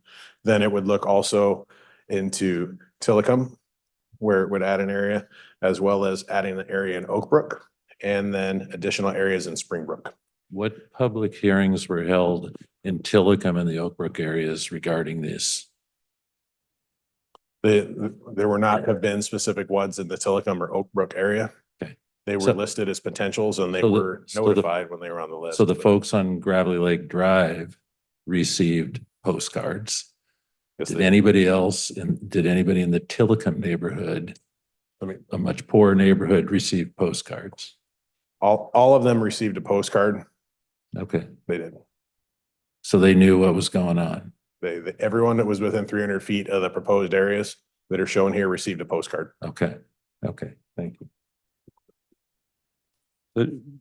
Just to clarify for the benefit of the audience, the proposed and recommended addition to the residential target area from the planning commission is just what we have called the small pink area, right? From Lake Grove down to 100th? Yes, that'd be on page 303. Correct. And that's it. It doesn't go farther south than that. Correct. Okay. Any other questions for Mr. Remack? Mr. Lauricella? Thank you, Mr. Mayor. So just to clarify, to qualify for a 12-year exemption, they had to have a certain number that was affordable. That needs to remain for an extended 12-year, right? Correct. And on page 302, as Mr. Boki pointed out, we have an extension for 8 years as well that is crossed out. Is that a Scribner's error or is that something we're also considering? The removal of the entirety of the extension was the recommendation. Okay, so removal of the 8-year extension and the 12-year extension. Correct. And the 8 years not tied to affordable housing at all.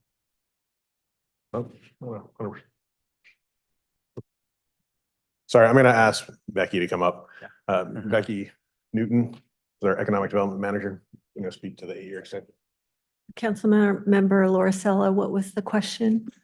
So the proposal is also removing the 8-year extension.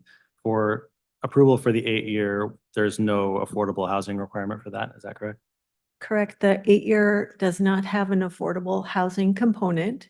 So if, for example, if we were to allow the extension, if there is an 8-year project, then within the 18 to 24 months of the expiration of that 8-year period, then the property owner can then apply for a 12-year extension.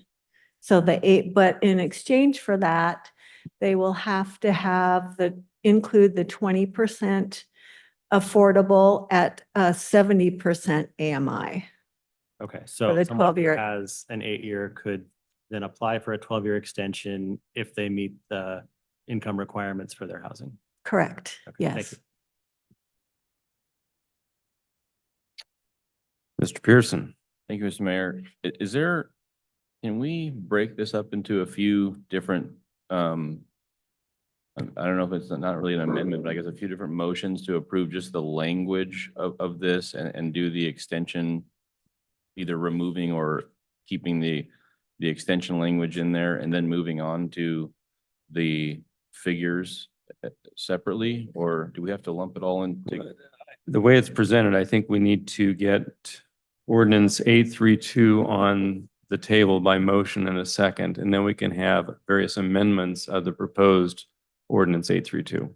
Mr. Mayor, members of the council, that is how you would do it, is you've got your motion properly before the body.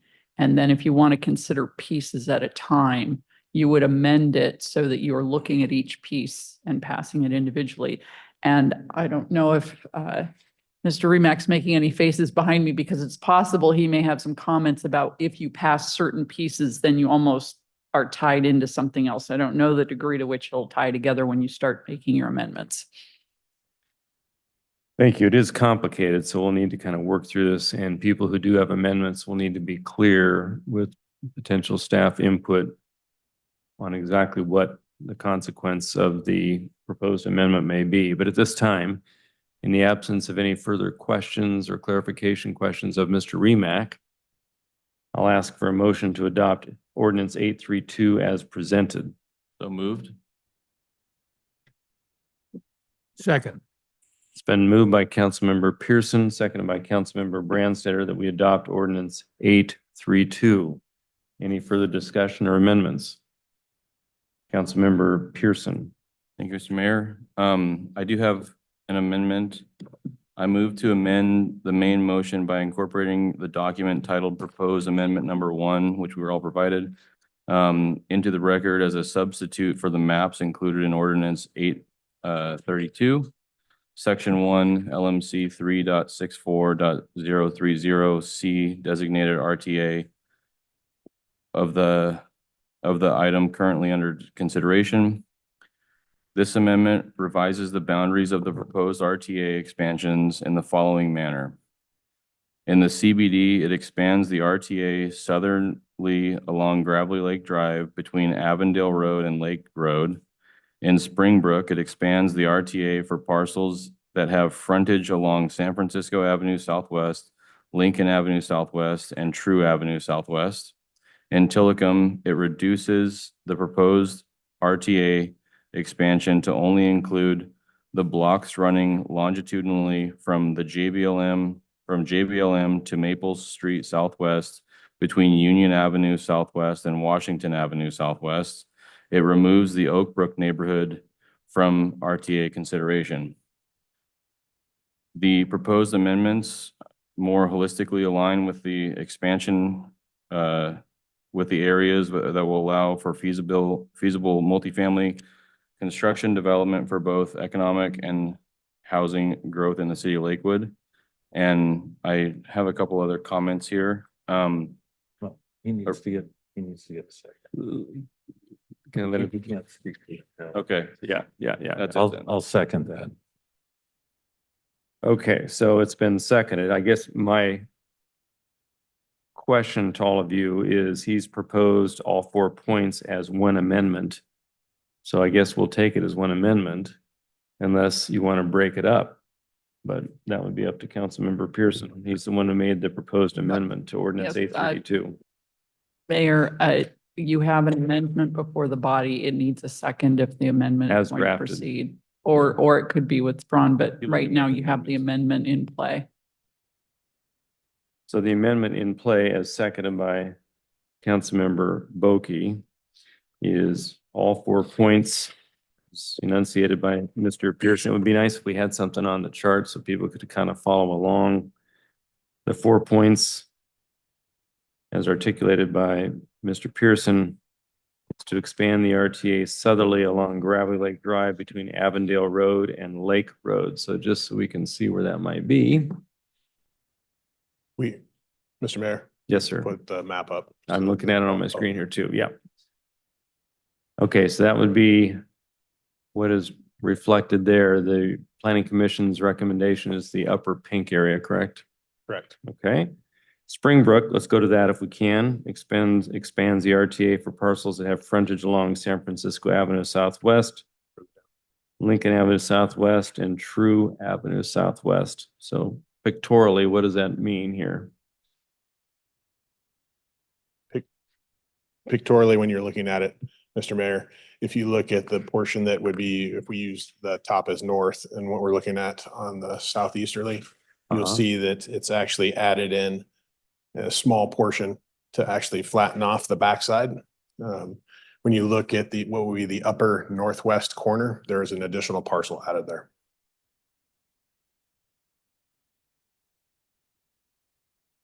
Okay, is that clear for everyone? Okay, the third one, Tillicum reducing the proposed RTA expansion to only include blocks running longitudinally from JBLM to Maple Street Southwest between Union Avenue and Washington Avenue Southwest. So when you say in this slide, Not quite sure what the amendment, how it's depicted on here, right? how that changes this chart, Right. or is the amendment to adopt this chart? This is the amendment that Mr. Pearson, Councilman Pearson has proposed as a pictorial representation of what's represented. If you look at this and how it differs from the Tillicum representation that was previously shown on page 341, you'll see that the portion between Union Avenue and the highway has been removed, because that's primarily commercial business that's actually being looked at. And then when you move further to the east of Maple Street, then you would see that there was a larger area incorporated previously. This is a reduction in the total footprint of what okay, I was see it now. proposed by the Yep. Planning Commission. And what is the underlying zoning or blocks, underlying zoning blocks in this? So, thanks.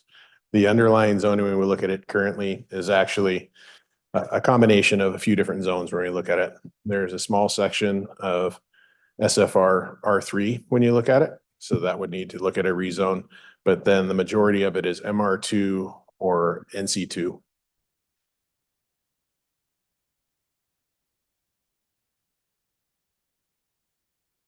Miss, And if could I just ask one more question about this map?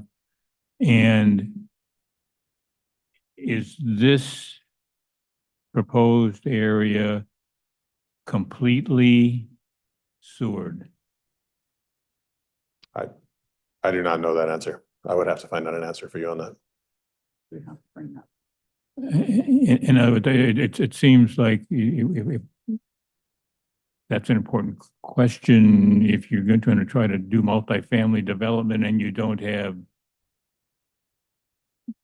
sewers in some of the like areas around Washington Avenue. I'm not quite sure there's a sewer running down Washington Avenue.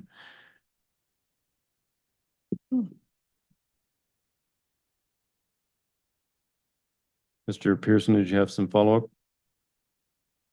Yeah, if Mr. Brancer is done, yes.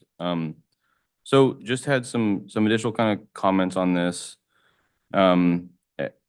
Originally, with the central business district, I think that the way it was originally intended was to match those up totally. And so I appreciate all the public comments that we received, and I think a lot of those were targeted at the area farthest to the south. So that being said, I think there's still some valuable projects that we could get north of there, which is why I drew the line at Lake Avenue or Lake Road.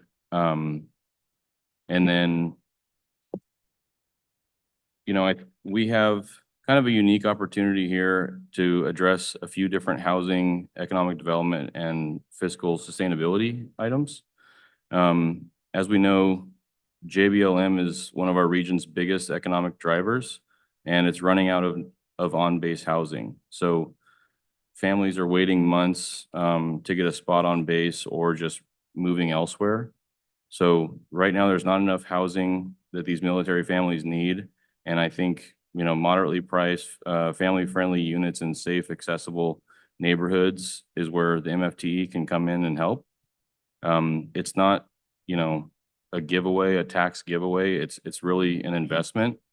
It doesn't eliminate taxes, it just defers them on the building improvements. And so the land is still taxed. If we get mixed use, the commercial space is still taxed.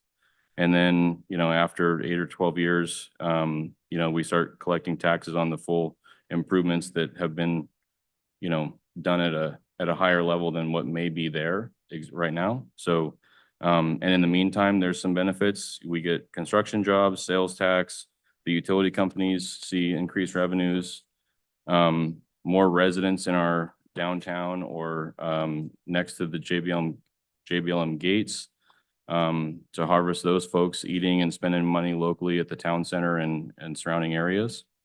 I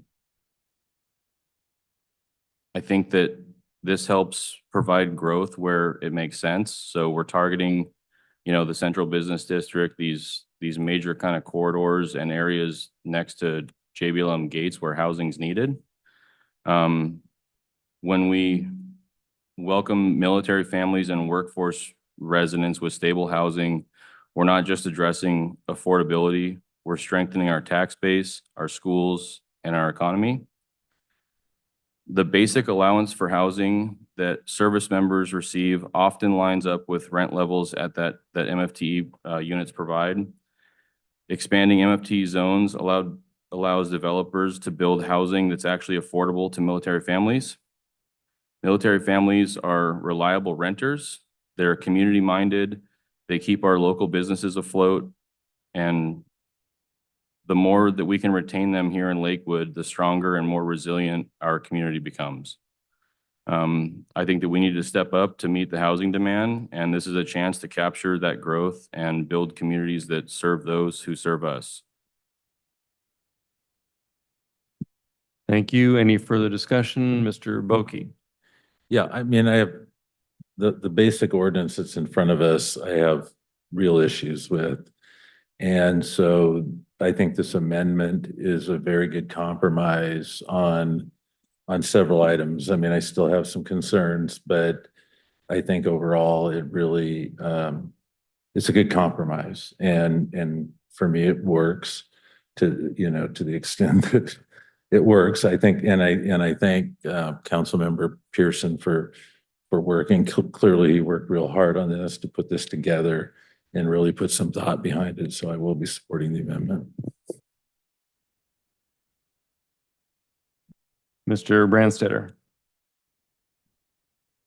Well, my concern with the amendment is that it is too broad and it draws in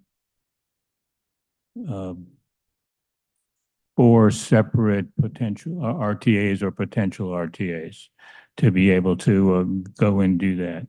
To be able to go and do that. And I would much prefer to have considered them each to be able to go and do that.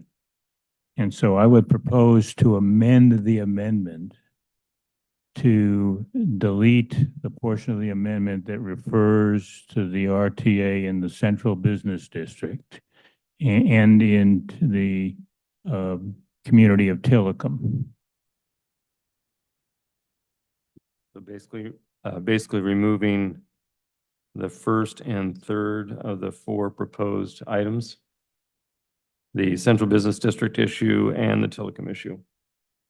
And I'm moving to remove it from this amendment so that we can, I mean, that's not to say that we can't consider them as separate amendments, but I don't like the idea of considering them in under this a large umbrella amendment that I'm not 100% in favor of. Okay. We have a motion to amend the proposed amendment brought forth by Councilmember Pearson to remove from consideration any expansion of the RTA beyond the recommended Planning Commission expansion in the Central Business District and to remove from consideration at this time the proposed RTA expansion in the Tillicum neighborhood. Do I have a second to Mr. Brandstetter's amendment to the amendment? Second. And seconded by Councilmember Laura Sala. Do we have any further discussion on the proposed amendment to the amendment? And And I'm keeping track here as best I can. Yeah, Mr. Mayor, I would appreciate if you would state what sections you believe are still being looked at so that the whole Certainly. council is on the same page. Okay. So the proposed amendment to the amendment would then only have for consideration at this time the Springbrook expansion of the RTA for those parcels that have frontage along San Francisco Avenue Southwest, Lincoln Avenue Southwest, and True Avenue Southwest, and would include the proposed removal of the Oak Brook neighborhood from RTA consideration. That would be the impact of the amendment to the amendment. Okay, any further discussion on the proposed amendment, Mr. Branstadter's amendment to Mr. Pearson's amendment to ordinance 832, excuse me, Mr. Boki? Yeah, I know Mr. Councilmember Branstetter means well, but this actually has the impact of increasing. If we pass it, it actually, we go back to the original underlying thing, which increases the RTA in the Tillicum neighborhood. So, and we have never discussed Tillicum, nor have we at the very edge of the city tried to increase density at the edges of the city. It's in opposition to our comp plan. And so we need to have real discussion, serious discussion about what we want to do with Tillicum. But Mr. Pearson's amendment was a good compromise because it reduces the size of the Tillicum thing. This expands it to the point where like half the neighborhood, half the available land for residential will now go into the RTA. And so it's in opposition to our comp plan. It's just running roughshod over the Tillicum neighborhood. I can't support the amendment for that reason. Mr. Branstetter.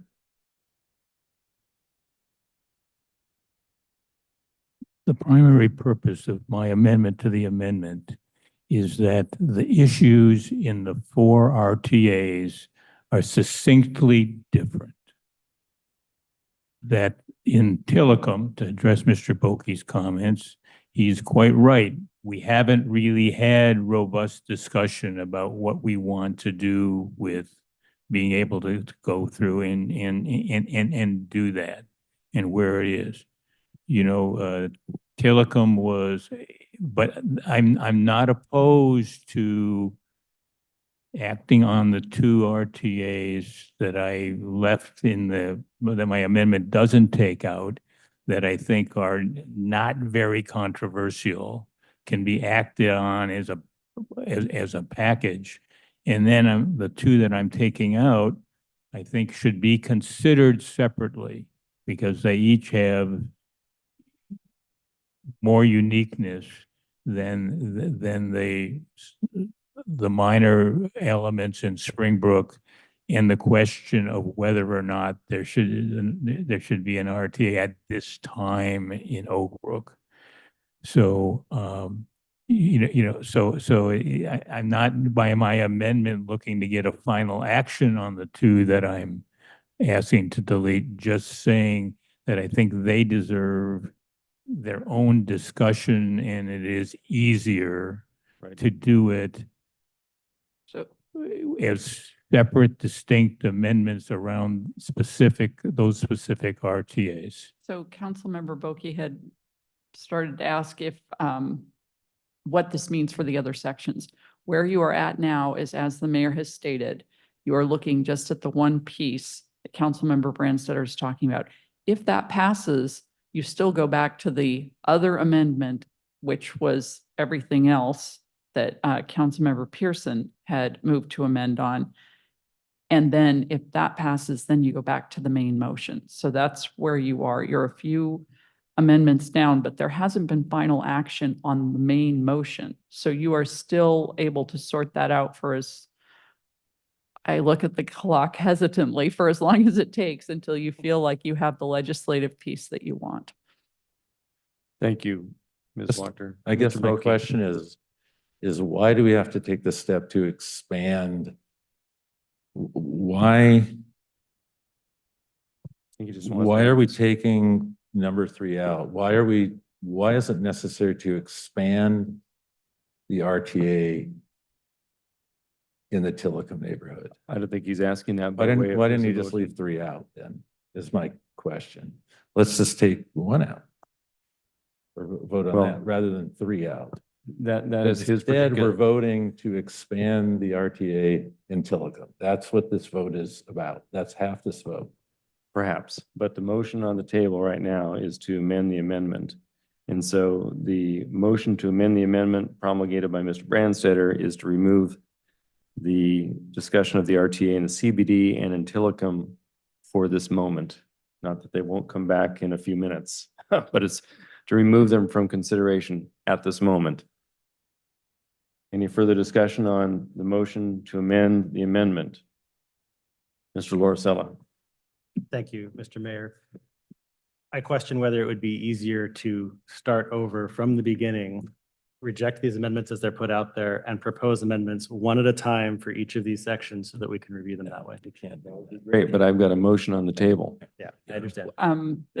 You are reading Mr. Remack's mind. He was saying just based on what he's listening to. So what you would need to do to get out of the thicket you're currently in is have Councilmember Brandstetter withdraw Withdraw. his motion to amend, Councilmember Pearson withdraw his motion to amend, and that brings you back to the main motion. As long as you don't vote up or down on this main motion, again, I look at the clock with some hesitation, but you can take as long as you need to feel comfortable that everyone on the council is voting on the same issue at the same time. But in order to keep a legislative record, which is what you are making, the best format would be to have those withdrawals, and the council members are not obligated to withdraw their motions. Thank you very much. You've heard the instruction. Do you wish to withdraw your motion to amend the amendment? Or do you want to just proceed with the vote? I think most understand it, but it's your motion to amend.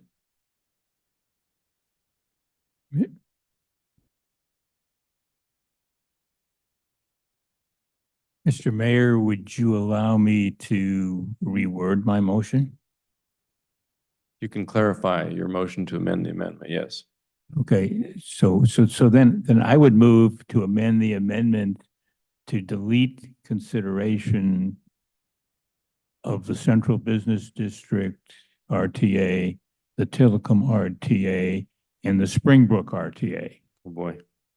That would leave, and my intent is to only leave the Oak Brook RTA in the current amendment, that we could deal with that, and then we could, so Okay, I think consecutively. it'd be easier just to withdraw your motion to amend, Mr. Branster. It's getting way too complicated. So if you would withdraw your motion to amend the amendment.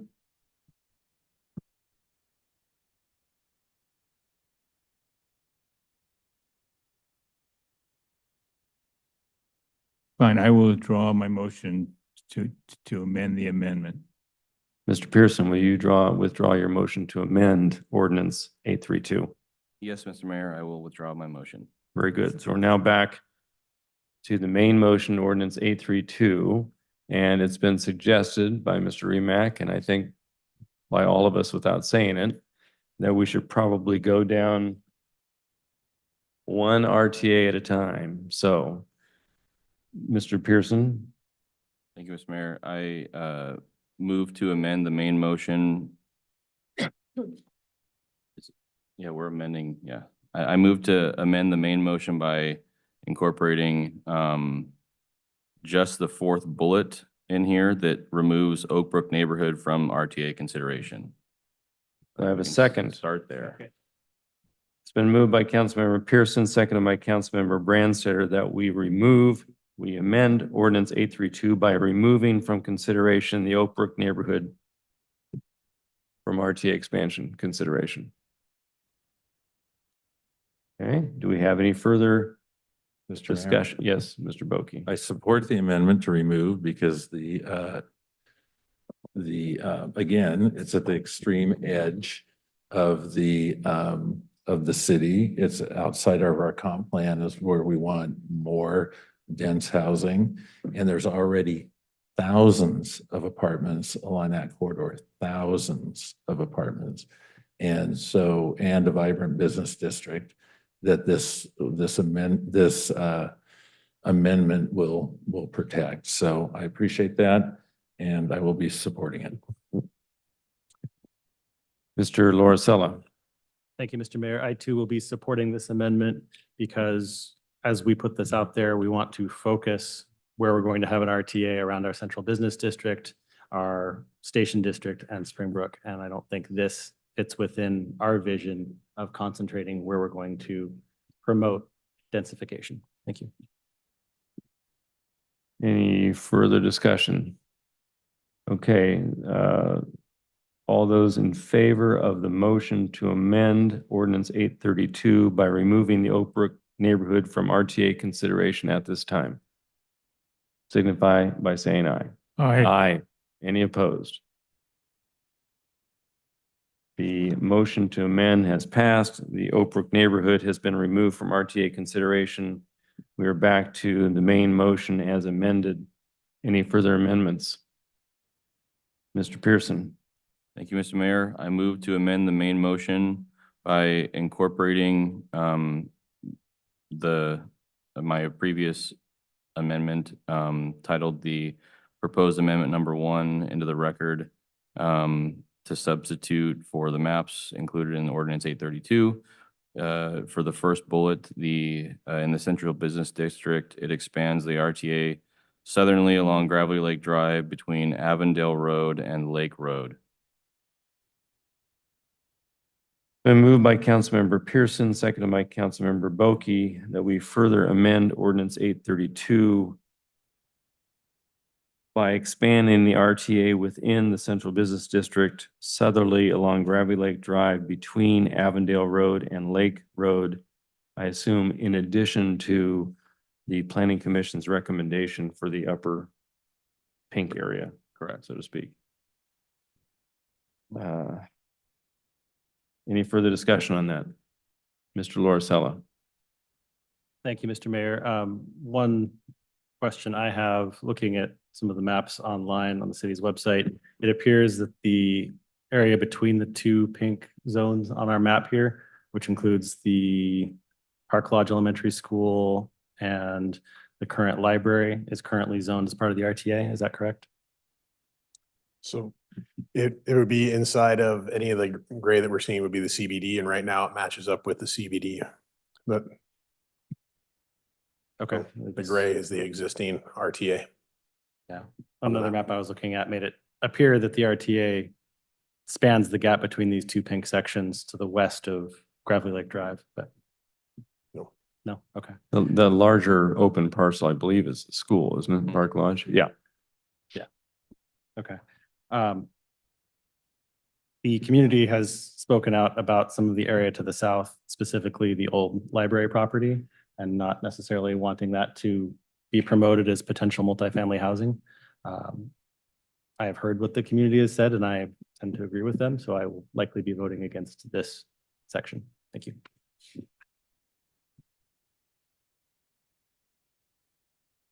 Hold on, folks. Mr. Branstetter, do you have a comment? Yeah.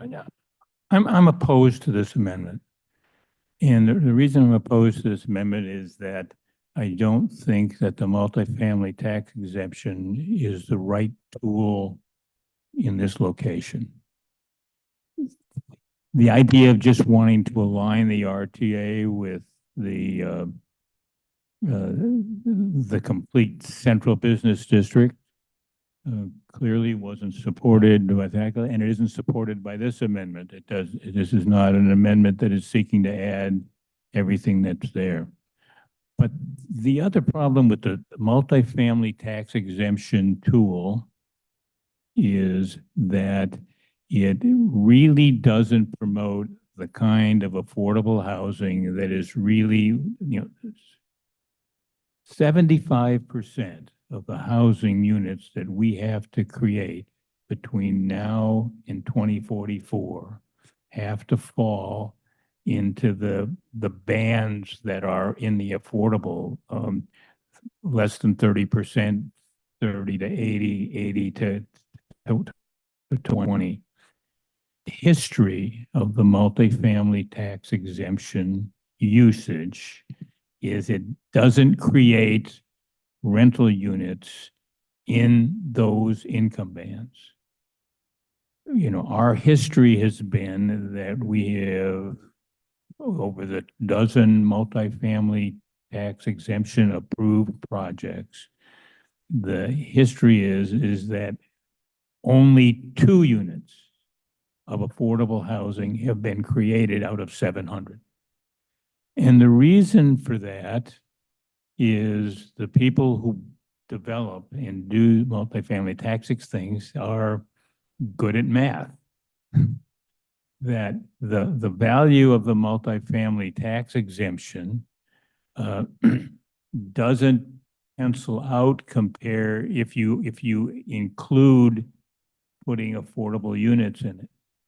And even when we do approve a multifamily tax exemption under some of the proposals where we would get 10 or 20% of the units being able to go and do that, how does that get us to our required 2044 goal of where we need 70% of the units that get built? Well, part of the reason why the multifamily tax might help that is if we look at building those units in those portions of the city where they're more likely to build units that are in those affordable ranges, at least in the 80 to 120 range, which is another 12% of what we needed to be able to go and do that.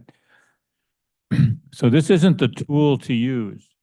And secondly, in the central business district, we have already incentivized. If a property owner wants to make development of their thing, the underlying zoning allows to do a multifamily project. And if an owner wants to do that, that is his right to do that. And we have already incentivized people that want to do that kind of a development or other kinds of development, whether it be commercial or otherwise, with the fact that there's a planned action ordinance that saves the cost of those developments are saved by not having to go through the SEPA process. So there already is incentives on those properties, but it's incentives to do the entire spectrum of development, and we don't need to focus on it doing it.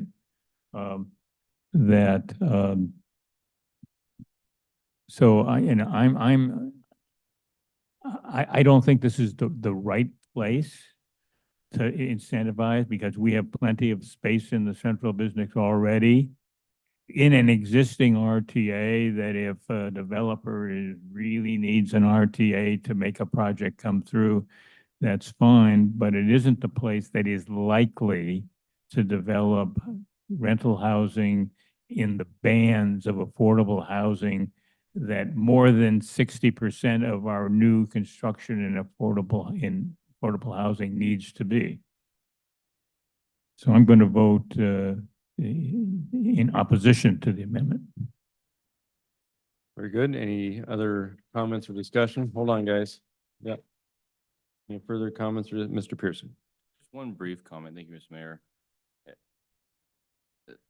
Most of the time when folks are doing development, they're not doing low-income development out of the goodness of their heart because it doesn't make as much money. And so if we want to get, maybe we're not going to get all the way to the goal, but by removing areas out of the MFTE, you're going to end up with less low income. So with less low income units.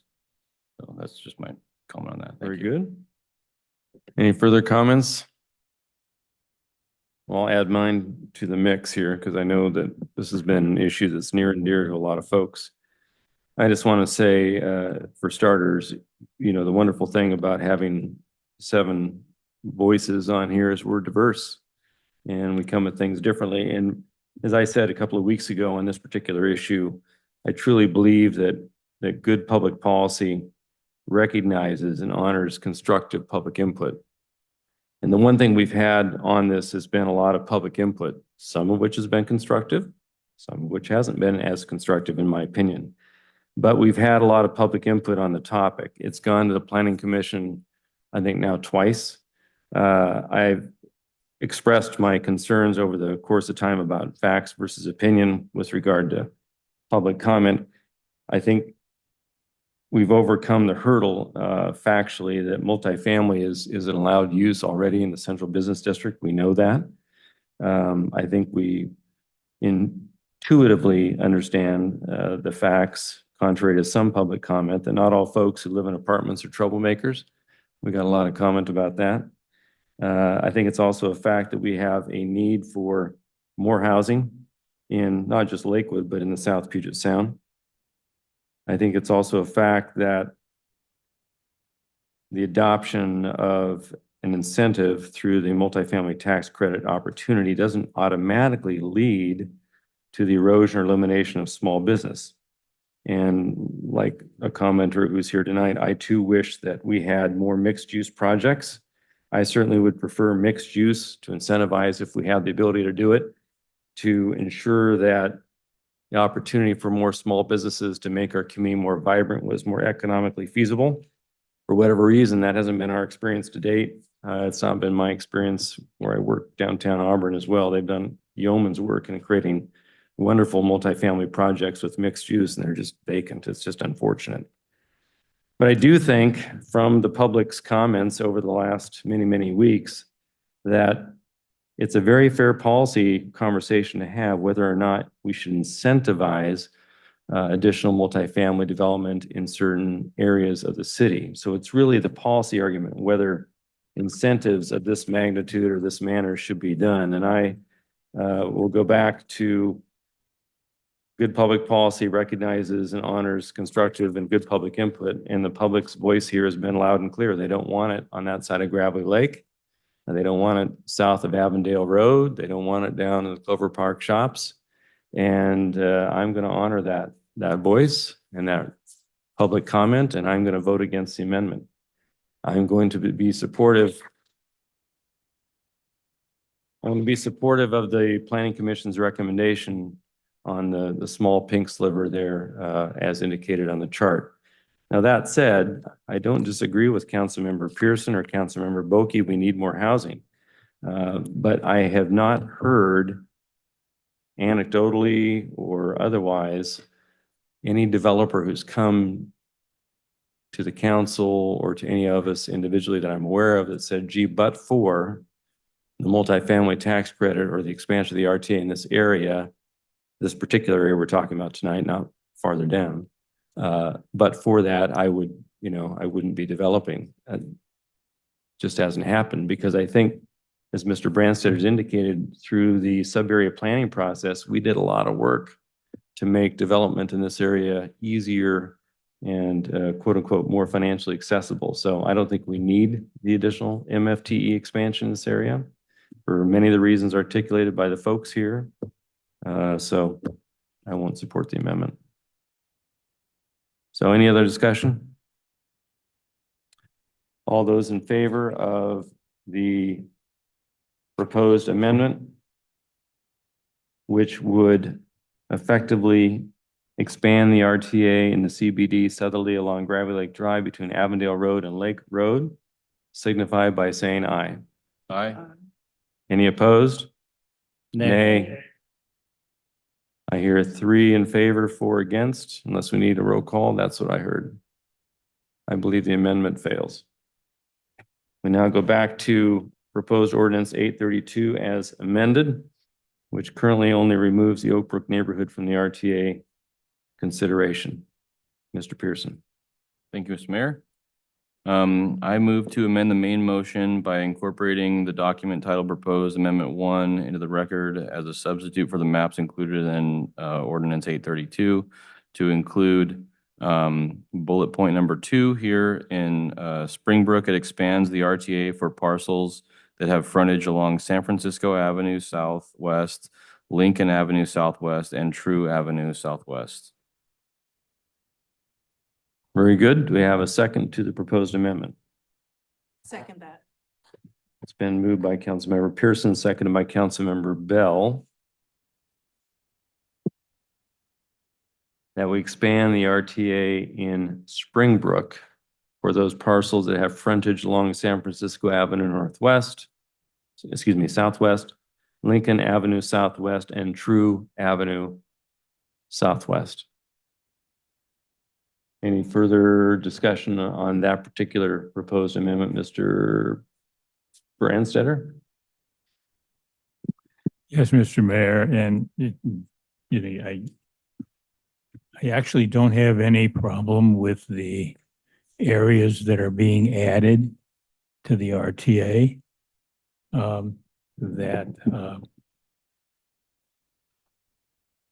But I'd like to amend the proposed amendment Okay, to include adding to include adding the proposed areas to the RTA. However, to remove tax parcels 0919114020 and 0219114200 from the RTA. And okay, you went a little fast for me, Mr. Brandstetter. Hold on here. Okay.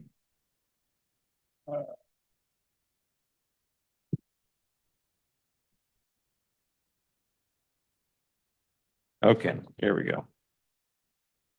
So Mr. Brandstetter has moved to amend the amendment by removing tax parcels 0219114020 and 0219114200 from the proposed RTA expansion in Springbrook. And I can't tell you, looking at the chart you have up here, which ones those are.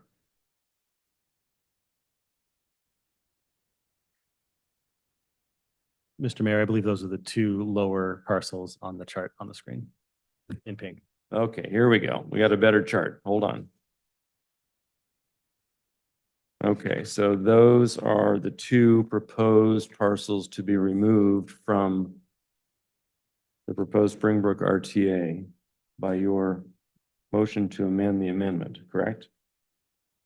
yes, those two parcels together constitute a manufactured home park.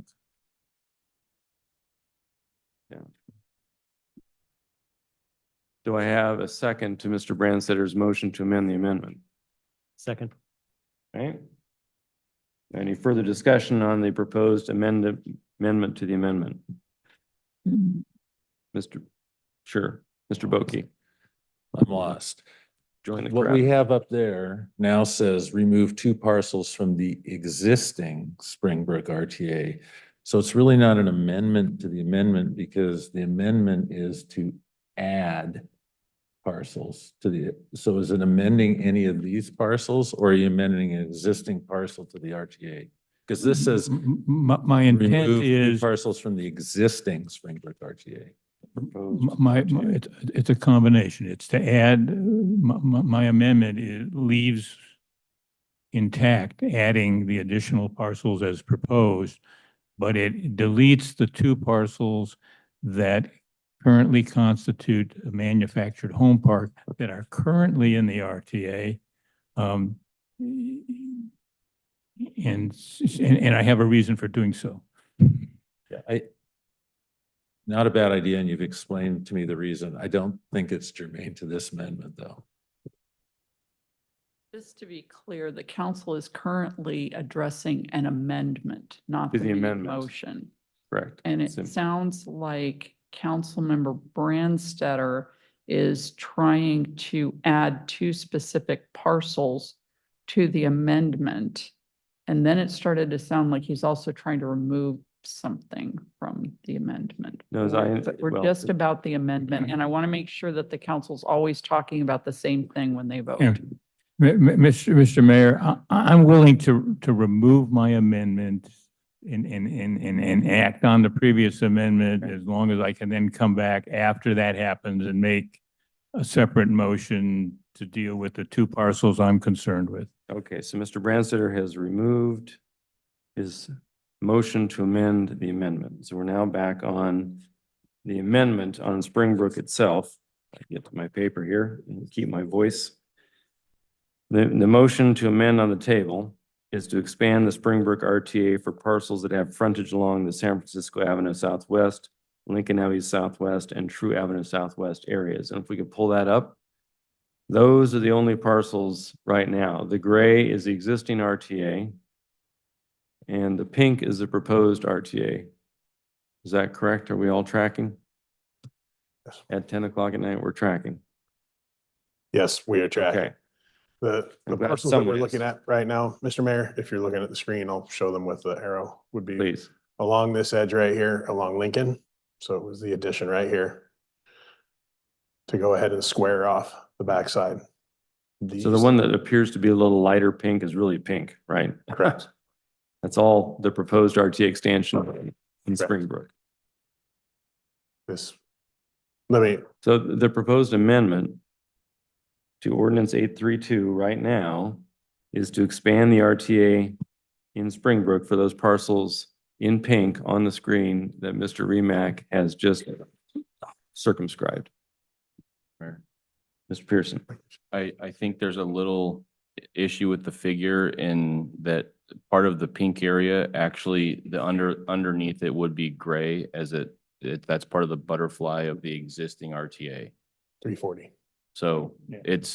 the expansion includes the existing area underneath it. Which the intent of the motion was to expand and leave the existing RTA alone. Yeah. Mr. Mayor, this is page 340 in the original. Okay. When we're looking at it, you can see the area that's in yellow here. This is the original Okay. residential RTA. Then you have the two parcels here that are being added. And here, this is all part of the original planning commission ordinance and recommendation. Councilman Pearson's adding this section right here. That's not marked in pink. No, because I need a this is the highlighter. original from the planning commission. Oh, my God. Mr. Boki, Thank you, Mr. Mayor. you're welcome. So I would like to go back to the planning commission's recommendations. What is on those properties? This goes back to Mr. Branstadter's remarks that these are mobile home parks. And then the one to the north, is that Center Force and the new McDonald's?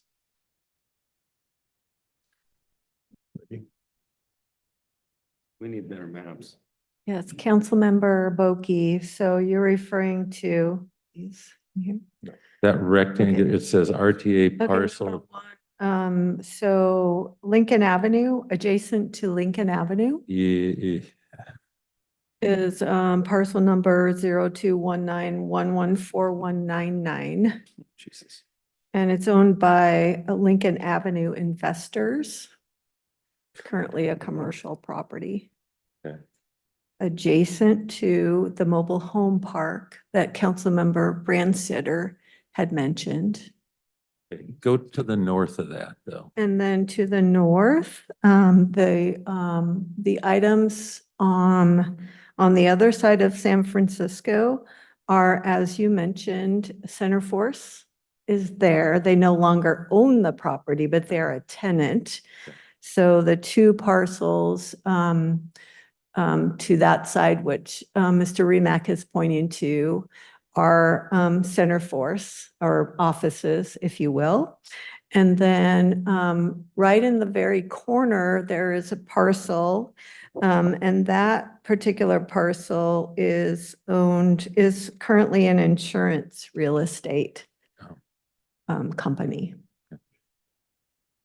Okay, so this makes more sense. Looking at page 328 of our packet vis-a-vis what's on your screen, it helps you see the existing butterflies. We've all articulated that over the years, the butterfly RTA area in Springbrook. And so the proposed amendment expands those parcels for the pink parcels reflected on the screen. They straddle those two parcels there between Lincoln and True Lane. And we're up in the corner between Solberg. Solberg has a lot of housing anyway, right? Fair amount of housing over there. So does anyone else have any questions or comments on the proposed amendment as articulated by Mr. Pearson that has been seconded and is ready for determination. If you don't have any more items, discussion, questions, color-coded markers. Okay, all those in favor of the amendment signify by saying aye. Aye. Any opposed? Okay. So the motion to amend the Springbrook RTA expansion has passed. So now we have the main motion, 832 as amended 3 times. Mr. Branstetter. Thank you, Mr. Mayor. So at this time, I would make my motion to move to amend ordinance 832 by removing tax parcels 0219-114-020 and 0219-114200 from the Springbrook RTA. Do I have a second? I'll second that. Okay, it's been seconded by Councilmember Laura Sella. Now that we understand where we're talking about, Mr. Remack has shown us those particular tax parcels for not only our benefit, but for the benefit of the public, because we don't have tax parcel numbers on there. But those are the 2 we're talking about removing from the existing RTA that's passed well before tonight's discussion. Those are the existing butterfly portions. Okay. Mr. So, Mr. Mayor, my reason for doing this is for consistency with the comprehensive plan. In September of 2024, when we approved the update of the comprehensive plan, one of the elements that, and the new policies that we adopted was HO 3.6, which is to maintain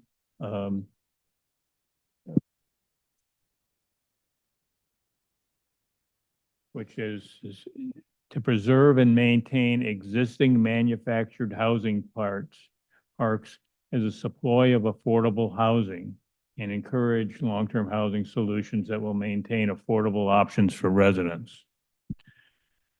So back when this RTA was first created, it was actually created and it consisted, and it was at a time of when manufactured home parks were not valued as long-term development solutions. But in recent years and in the current environment where the focus is really on trying to do affordable housing, manufactured home parks have become recognized as what's called naturally occurring affordable housing. And they tend to be a mix, but predominantly be home ownership, very affordable home ownership opportunities for people. And it was in that regard that we, in 2024, in September, amended the comprehensive plan with this policy. And so but this is the first opportunity that we have had to amend the RTA. And so my purpose of proposing to delete them from the RTA is to not incentivize repurposing these mobile home parks into rental housing units, but to be consistent with what we did in the comp plan and to keep them as affordable housing for low-income folks. You know, we've talked about uncertainty about whether projects built under the multifamily tax exemption process, where they're going to fall on the affordability scale. And they're certainly going to fall differently than the manufactured home park that we have adopted a policy to preserve and maintain. So my thought is that we're in a different world than when the RTA was created that included that in this RTA, in that we can take it out. It still allows for the development around of new rental housing, and quite frankly, the Springbrook neighborhood is far more likely to attract some developers that are going to create units that are a bit more affordable. And so it's a valuable RTA to have, just not to incentivize those two parcels. Any further discussion on that? Mr. Pearson? Thank you, Mr. Mayor. And I would say, as it relates to the comp plan, that, you know, mobile home parks, I totally agree. They are one of the few remaining sources of truly affordable housing. But including those areas in an MFTE, it actually can provide some sort of buffer, you know, by not having them in the MFT at all. If the park is to get redeveloped, then there's zero reason for anyone to provide low-income housing. If you keep it in the MFTE and allow the opportunity for folks to maintain all of those units as affordable, that's on the table still. So if you take it out, then there's like a 0% chance that you're gonna get affordable units. And if you keep it in there, I think that there's a higher likelihood that you'd get affordable units. And you kind of protect the people that are there by maintaining affordable units. So that's why I am against this amendment. Very good. Any other comments or discussion? Seeing none, all those in favor of the amendment proposed by Mr. Brandstetter to remove those two tax parcels from the consideration of the Springbrook RTA expansion, signify by saying aye. Aye. Any opposed? Nay. Nay. Okay, we need to get a little voice. We need to get a roll call on that one, Ms. Schumacher, because I can't tell. I'm a bit rummy. Aye. Deputy Mayor Mon. Councilmember Pearson. Nay. Councilmember Bell. Nay. Aye. Aye. Nay. Fails. Okay, very good. So now we go back to ordinance 832 as amended. Mr. Lauricella. Thank you, Mr. Mayor. I would like to make a motion that we remove Tillicum RTA from this proposal at its entirety at this point. Second. It's been moved by Councilmember Lauricella, seconded by Councilmember Boki, that we remove from ordinance 832 the proposed RTA expansion in Tillicum whatsoever, the entirety of it. Okay, Yes, sir. that's a clear motion to amend. Thank you. Any further discussion on that? Mr. Lauricella. Yes, I think, as I said before, focusing where we want to entice builders to develop within our central business district, the Springbrook district and the Station district as we had, is where we should spend our efforts and not continue to expand to other areas. Further, I know we sent postcards out to folks in Tillicum to let them know, but I think we need to actually go where they are at their neighborhood meetings to meet them in person instead of expecting them to come here. Thank you. Any further discussion, Mr. Brandstetter? Sure. Is the proposal in front of us in the that is being amended regarding Tillicum, was it to create an RTA where there is not one? It's not an expansion of an existing RTA. So this motion is not dealing with an expansion, it's dealing with whether there should be an RTA at all, similar to what we did with Oak Brook. Yes, sorry, I misspoke. I would say to remove any potential RTA in Tillicum at this Okay. time. So, I'm of mixed minds about this because I think that, given that our housing needs and where we want to do it, is that Tillicum it needs to become an area where we're trying to focus on getting some development about doing it. We are investing a lot of money in infrastructure, particularly sewer and utility infrastructure there. And we're investing a lot of money in both jobs in Woodbrook and I think it's there. My concern and that my concern about the thing is that it may be too big. Okay, it may be all right.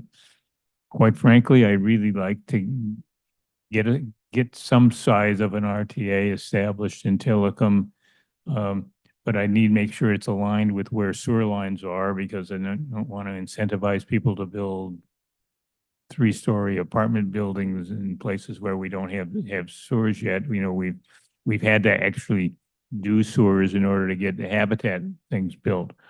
But there's one particular parcel that I'm really particularly interested in that really has the potential of us getting a developer to develop and make it predominantly affordable housing, and that's the parcel that the city owns. That was a thing that we originally thought might become a library, but it's not. And when I look at neighboring cities, okay, they have taken publicly owned property, sought requests for proposals of people who would develop it around specific criteria, which we could put on a proposal to there, and we could layer on a multifamily tax exemption on the top of that of someone that would acquire it and build it into 40 units of affordable housing in the 80 or below and get it subsidized. So I'd like to do that. Perhaps the time is not right to do that until we get a study about how that would work. I think I honestly received no feedback at all from any resident in Tillicum about yay or nay on this to be able to go and do that. So I think that there is Tillicum really is the next area to eventually go to do it, but we seem to be disagreeing about exactly how to structure it. I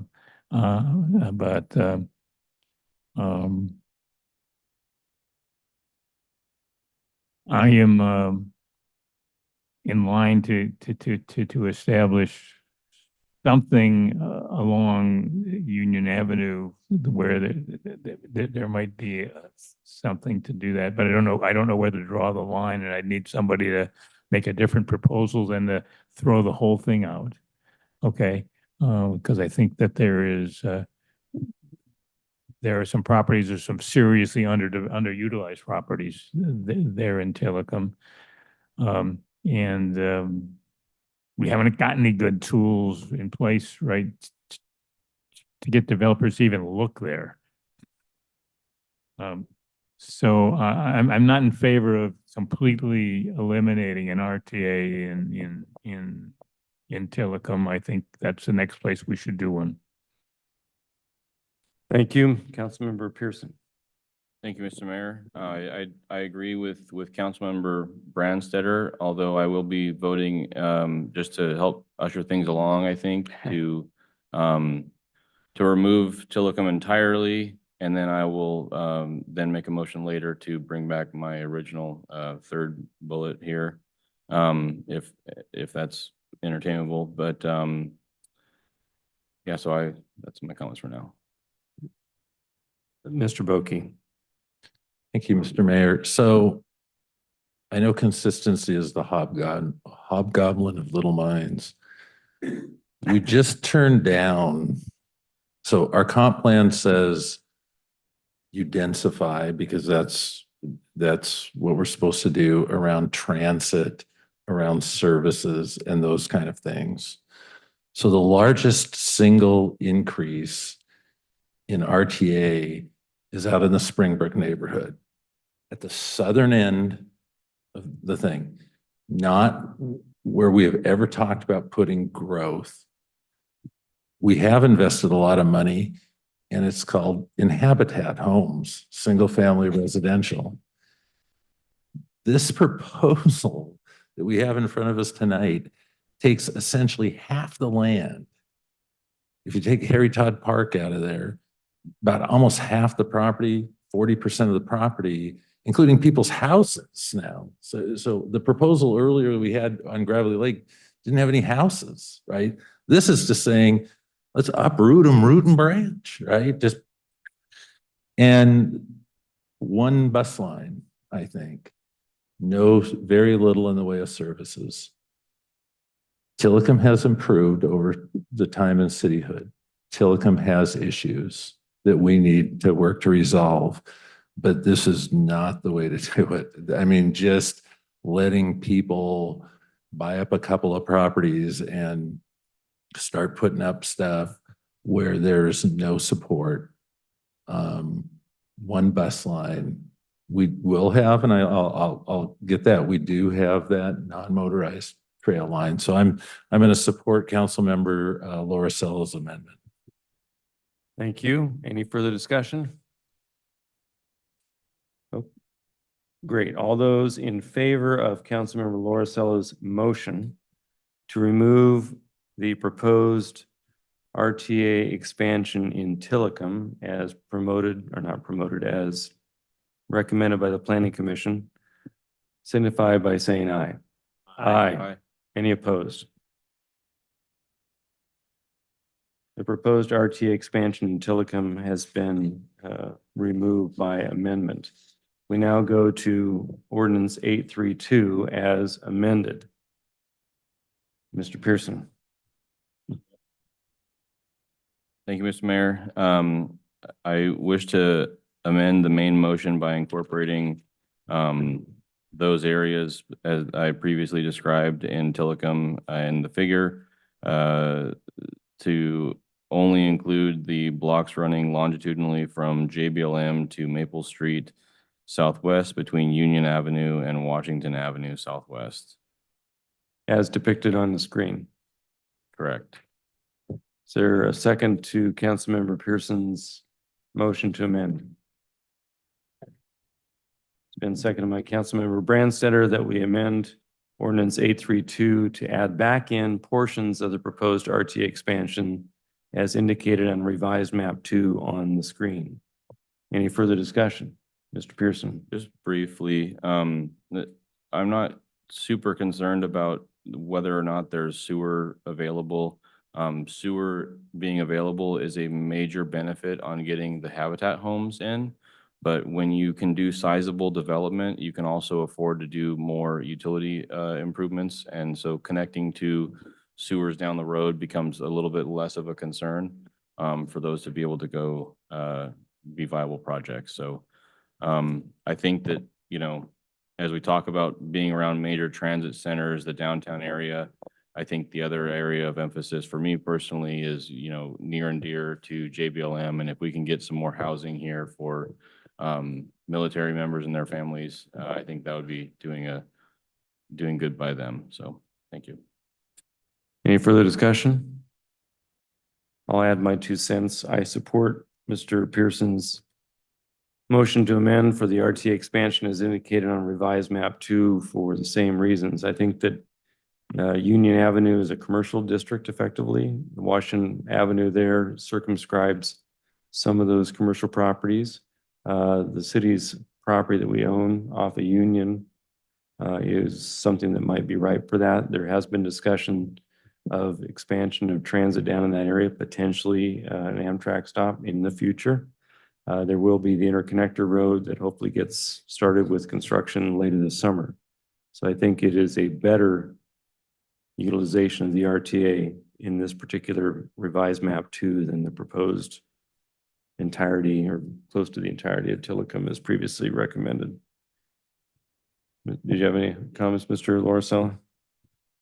Thank you, Mr. Mayor. I appreciate Mr. Pearson's proposal, and I agree we need more housing close to JBLM, and this conceivably would be a good place for it. But I think I want more input from the community before deciding to expand an RTA into their backyard. And because of that, I would vote no on this and defer it until we have that feedback. Very good. Last call. Any further discussion before my voice gives out? Okay, all those in favor of Councilmember Pearson's motion to amend to alter the proposed RTA for Tillicum as reflected in revised map 2 on your screen, signify by saying aye. Aye. All opposed? Nay. Ms. Schumacher, I think we need to do a voice roll call on that. Councilmember Bell, Nay. Councilmember Boki, Nay. Councilmember Brandstetter, Councilmember Lorisella, Nay? Councilmember Pearson, Aye. Moss. Aye. Aye. Passes 4-3. So we are back to ordinance 832 as revised fairly steadily tonight. So if we can all for a moment take a breath and maybe the city attorney can make sure I'm on the right page. It's 337 of our packet, which is, I believe, proposed ordinance 832. So if I can walk through that and make sure we're all on the same sheet of music. So section 1 of proposed ordinance 832 stands as it is, and that would basically strike the 8 or 10-year extensions as recommended by the Planning Commission, correct? Mr. Mayor. Yeah. Section 1 holistically is all of 3.64020. They are letter subsections underneath it, so you'll need to refer to each individual subsection for like 3.64020G because the other sections are all under the same numbering structure. But everything under there has been stricken, right? So that's the proposed Planning Commission recommendation. The proposed Planning Commission recommendation includes multiple sections under section 1 of 3.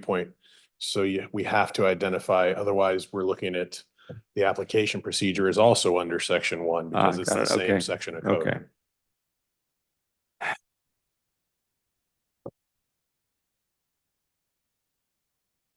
Yeah. Okay, so ordinance 832 as it stands before us includes section 1, starting with amendments to the Lakewood Municipal Code 364020 property tax exemption requirements and process hereto as follows, with provisions of 364020 sub G 1 through 6 having been stricken. Section 3.64.020 sub H application procedure with the underscored amendment as indicated. Section 3.64030 sub C with regard to the designated residential target areas. In the CBD, the proposal from the Planning Commission with the small pink proposed expansion area on page 339 is in the proposal before us. The RTA expansion in Springbrook stands as reflected in map 3 in the proposed ordinance. The proposed map 4 for the Oak Brook residential target area has been stricken in its entirety. And the proposed map 5 of the residential target area for Tillicum has been modified with revised map 2 as indicated by the approved amendment that we just passed. So with those amendments to proposed ordinance 832, is there any further discussion or request for clarification on what I've articulated is what's before us for determination? Thank goodness. Seeing none. All those in favor of ordinance 832 as modified. I asked for discussion and you were looking down. Mr. Boki, if you have something. Yes, certainly. I'd love to have your comments, Mr. Boki. Okay, so I hope this 15. is really the last time that we talk about the RTAs because I came across an article today, and I have not read the study yet, for the University of Washington that says, has the multifamily tax exemption outlived its usefulness? And for the reasons cited by Councilmember Branstetter, there are now, the reason they came up with the idea of the multifamily tax exemption was to try to handle affordable housing. And it hasn't worked. It's not working in Seattle, where they've used it even more than we have. It's really not-for-profit groups like LASA building, like we've supported up the street here. That's the way it's going to get done. You have yet to read the study. I think we should all read it. And so I think that it's the beginning of a conversation, especially if they start and have serious conversations about it in Seattle, that we need to have serious conversations about. Are we just, is this just a subsidy and we hope that it gets done? You know, my future support on these things is increasingly, I believe it's going to be tied to some kind of creating a parks impact fee. So I think we need to have some serious discussions around that. I think the next move is to either eliminate it or to add a parks impact fee, which will help ameliorate some of the impacts of individuals. I know schools got talked about, but actually the schools are relatively below capacity in this community. I mean, the school district itself is down 1,000 students over time. And we've built a lot of infrastructure, but we will need more parks. And I think that became clear through some things that we've been talking about. So I don't think we need to be changing any maps going forward, because I don't know that it's going to matter depending on what you want to do as a body. So I will be supporting this piece of legislation tonight, but you know, I'm not expecting great shakes. Very good. Mr. Branstetter. And I will just say that I agree with Mr. Boki. I'm supporting this time, but I'm going to think about whether in a future year about do we want to, we at least need to talk about what do we want to accomplish with the multifamily tax exemptions, and is it possible to do it the way that it's structured, given the limits that we have to do it. You know, we'll see. For instance, we approved one just a month ago. Okay. And it was a somewhat unique proposal because it was workforce housing. It was the first workforce housing proposal that had appeared in the city, with only 1-bedroom and studio apartments and of 40 units, to being able to go and do that. So I see that, and although that wasn't tracked as unitable, but units that size could be affordable. I'm waiting to see how that one turns out.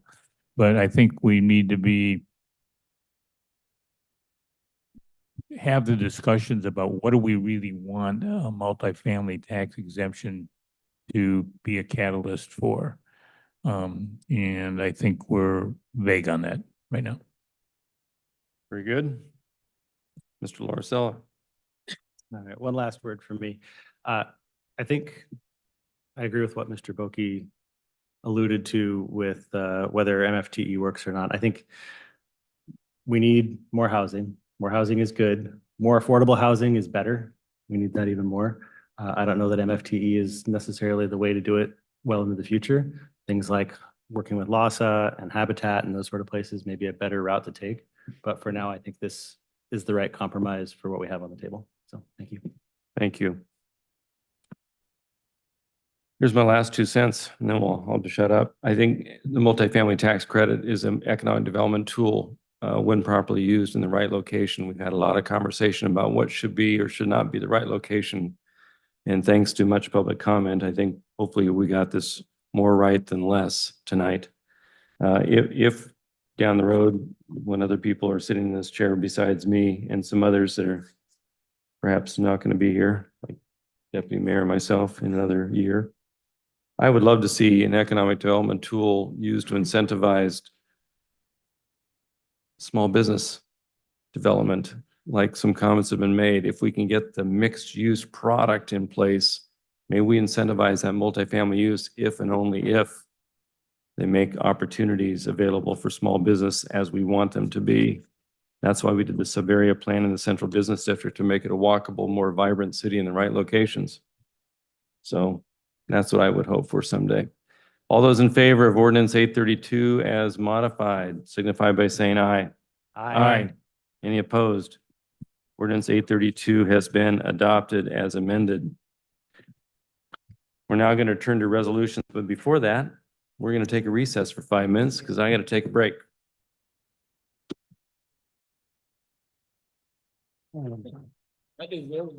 Yeah.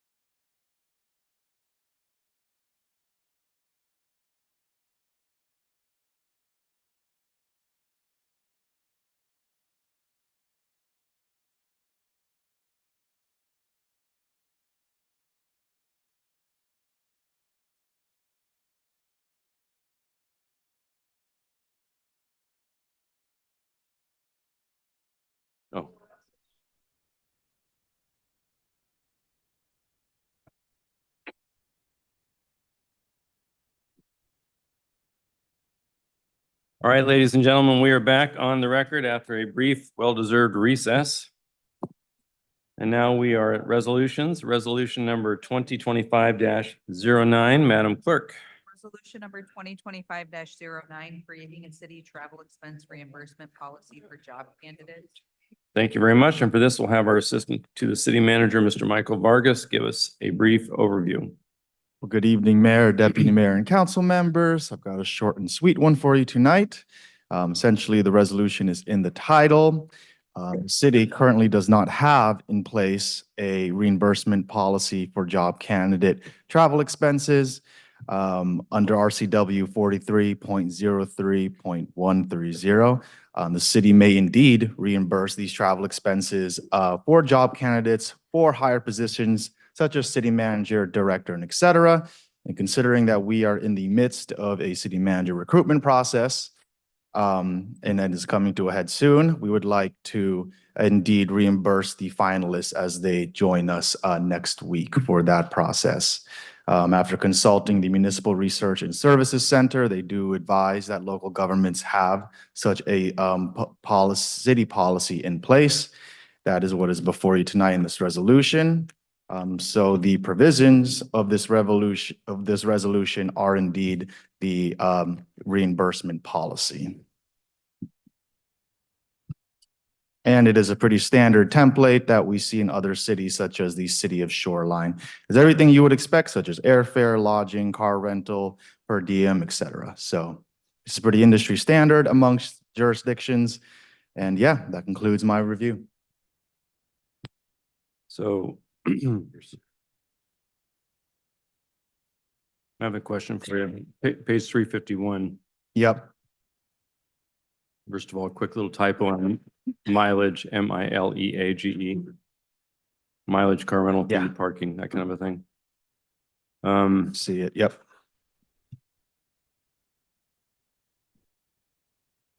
So could the policy include a per diem for meals at our discretion, or is there some code or ordinance that would preclude that? Because right now you just have eligible expenses as airfare and mileage. Yes, Parking and lodging. it could include per diems, yes. Do you know whether the other jurisdiction that you looked at for this proposed policy, they do that or not, or what's best practice on that? Looking this, the city of Shoreline's city policy was used as a template for this. And I believe they did have that included. But we have some wiggle room there, such as right below that eligible expenses. You see non-reimbursable expenses include but not limited to the following. So there's a little bit of wiggle room in this resolution. So. Okay, very good. Any other questions, folks? Mr. Lorcella? Thank you, Mr. Mayor, and Mr. Vargas, thank you. Are these costs typically included as part of the recruiter's fee as we are trying to attract candidates? Isn't that part of the whole package? Per the contract with the recruiting firm, these expenses would be paid for by the city, and that is pretty standard.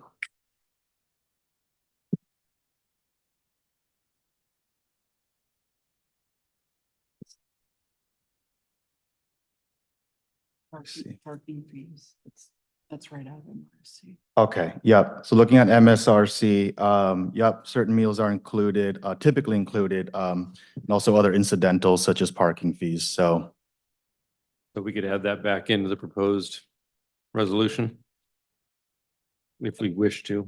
Yes, we can include that. An amendment's not required. We can treat it as housekeeping and amend. Sure. Okay, any other thoughts or comments on that? Mr. Mayor. Mr. Boki. I move for approval of resolution number 2025-09. Second. Been moved by Mr. Boki, seconded by Councilmember Lorcella, that we adopt resolution 2025-09. Any further discussion? Can we at least follow up on the city attorney's recommendation to tweak the proposed resolution as a housekeeping measure to be consistent with We will MRS? tweak it, and that will probably be part of the updates that you get going forward. Any further discussion? Seeing none, all those in favor of 2025-09 signify by saying aye. Aye. Aye. Any opposed? Resolution 2025-09 has been adopted. We now turn to 2025-10. Madam Clerk. Resolution number 2025-10, adopting a 6-year 2026 through 2031 comprehensive transportation. Very good. We have our Projects Division Manager, Mr. Poxwinski, with us tonight. I'm sure you are last but not least, sir. Thank you, Mr. Mayor. Appreciate your time this evening, as well as the members of the council. Before you tonight on page 355 of your packet is a resolution adopting the 2026 through 2031 Comprehensive Transportation Improvement Program, or 6-year TIP. This is mandated by state statute and also something we do to ensure that we're consistent with our comprehensive plan, as well as identifying our transportation goals we have moving forward.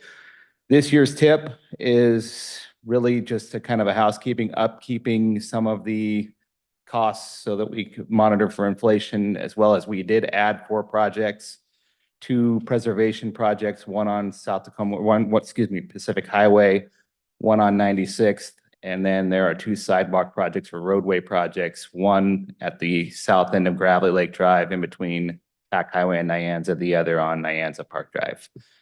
Additionally, we've deleted 4 projects that we're just about ready to complete, 2 of them, and 2 of them will come to you in about 2 weeks' time. Actually, not in about 2 weeks. It will come to you 2 weeks' time for recommendation of award. This did go before the Planning Commission. It came before you on a study session. And then 2 weeks ago, we did have a public hearing. All comments have kind of been updated along the way. And we do hope to get this version or another version that you may see fit to the Secretary of Transportation before the July 1st deadline. Thank you very much. Thank you. Any questions by members of the council? Any questions? Again, for the benefit of the public, this was something we spent some time on during a study session. And there has been public comment on it through the public hearing process. Yes. So in the absence of any further questions, all those in favor, correction, I need a motion to adopt resolution 2025-10. Thank you. Mr. Mayor. Mr. Boki.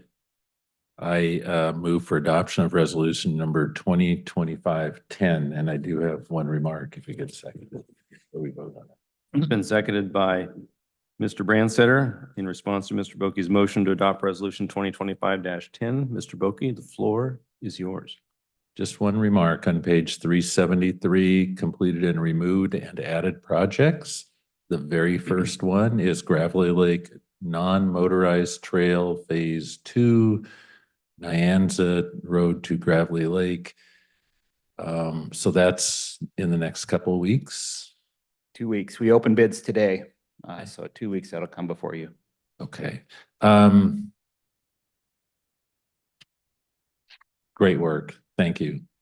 I really do appreciate it. A lot of good. I think Public Works has done just a wonderful job and continue to do a wonderful job. And I'm happy to be part of what we're doing in the transportation and non-motorized transportation field. Thank you.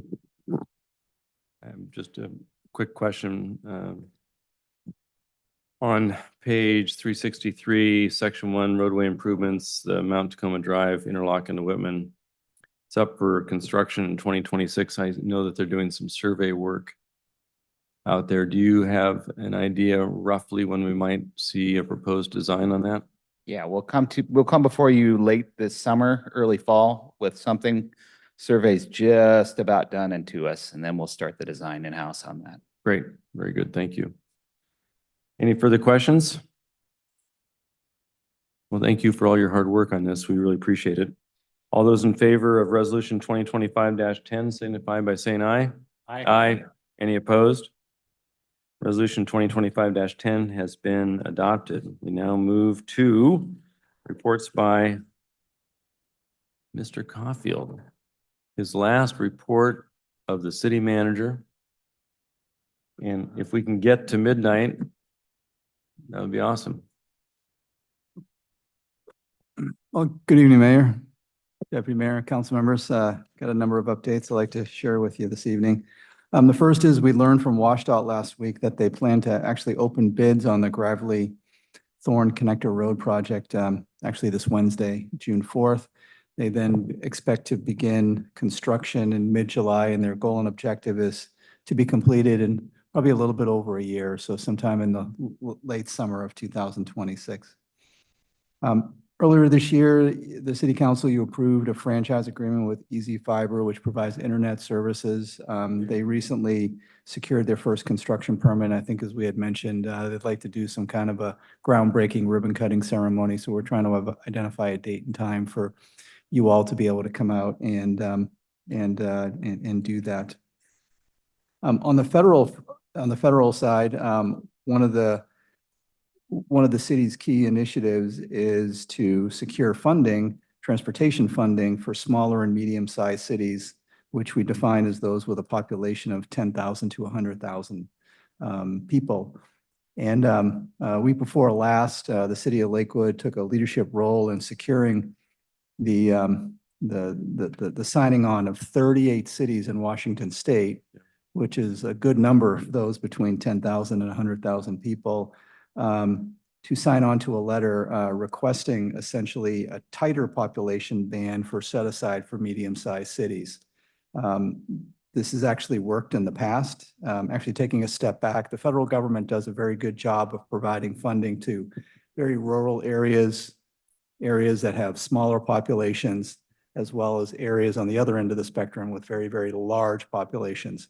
But really the area in between is missing. We did have some movement in that back in 2021. The result of that is that 7 cities in Washington State actually received RAISE grant funding, including the city of Lakewood. So again, what we're looking for our state delegation to do is, again, just a tighter set aside, more set aside from the federal government for medium-sized cities. And we are in a good place to be able to accomplish that, in that we have 2 members of Congress, our own Congresswoman Strickland and then Congresswoman Larson, who both serve on the House Transportation Committee. And I can tell you that the letter was very, very well received. So looking out into the future, I think that's really going to open up some doors for cities like Lakewood as it relates to getting more federal funding. Recently, Pierce College reached out to us to see if the city be interested in expanding the partnership at Fort Steilacoom Park as it relates to perhaps improvements for one of the existing softball fields for their women's softball team, just as we did for their men's baseball team.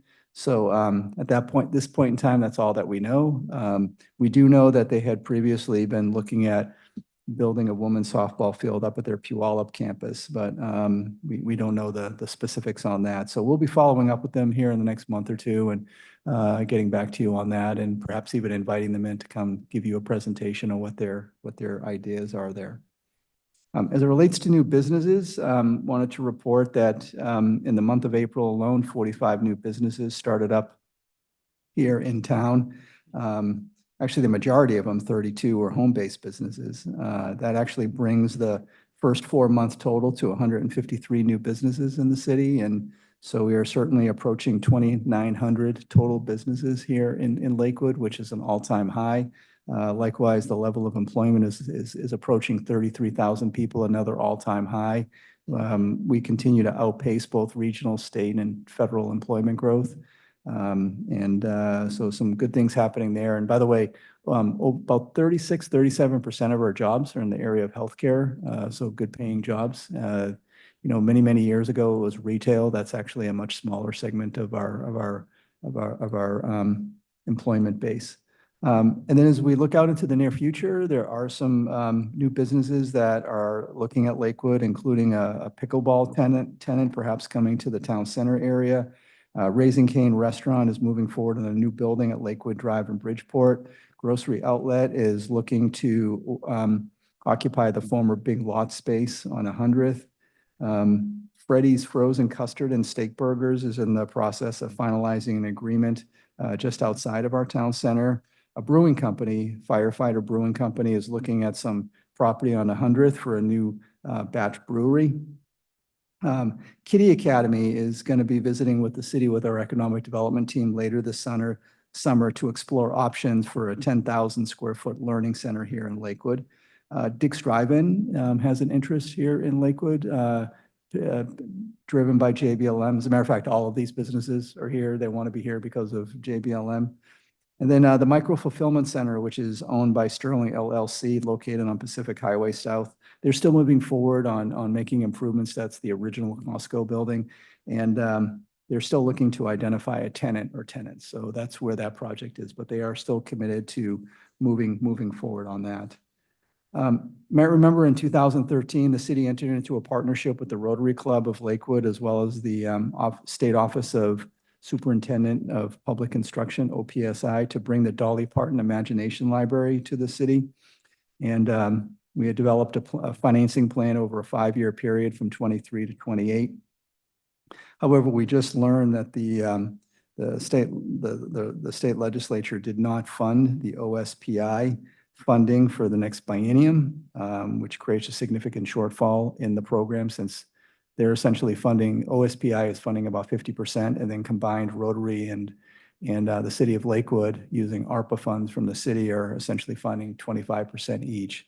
So we are reaching out to, since Rotary is the lead on this, we are reaching out to them to find out what their thoughts are on that. But just wanted to let you know that that's a program that might fall by the wayside with the lack of funding there. And by the way, we're not the only community that's facing this. It's throughout the state. And it was interesting. We found out from the media through the news. It was something that was, the state legislature just wasn't obviously advertising out there in terms of that was something that they were cutting.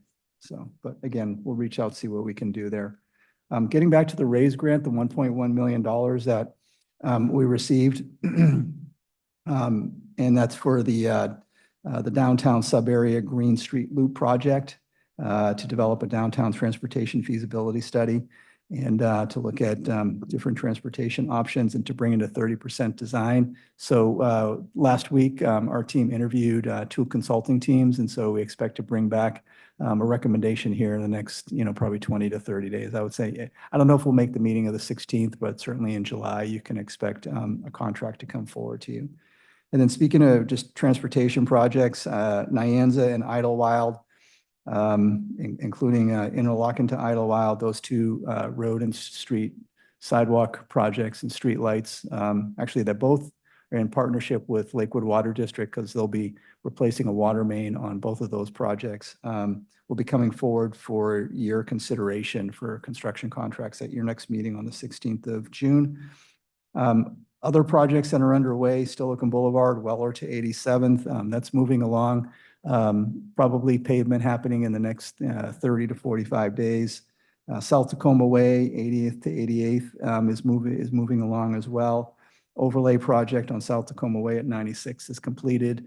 The traffic signal at 92nd and South Tacoma Way will come out of the ground here in the next few months. That's a supply order issue in terms of getting the equipment, but that'll be up and running certainly by the end of the year, if not sooner.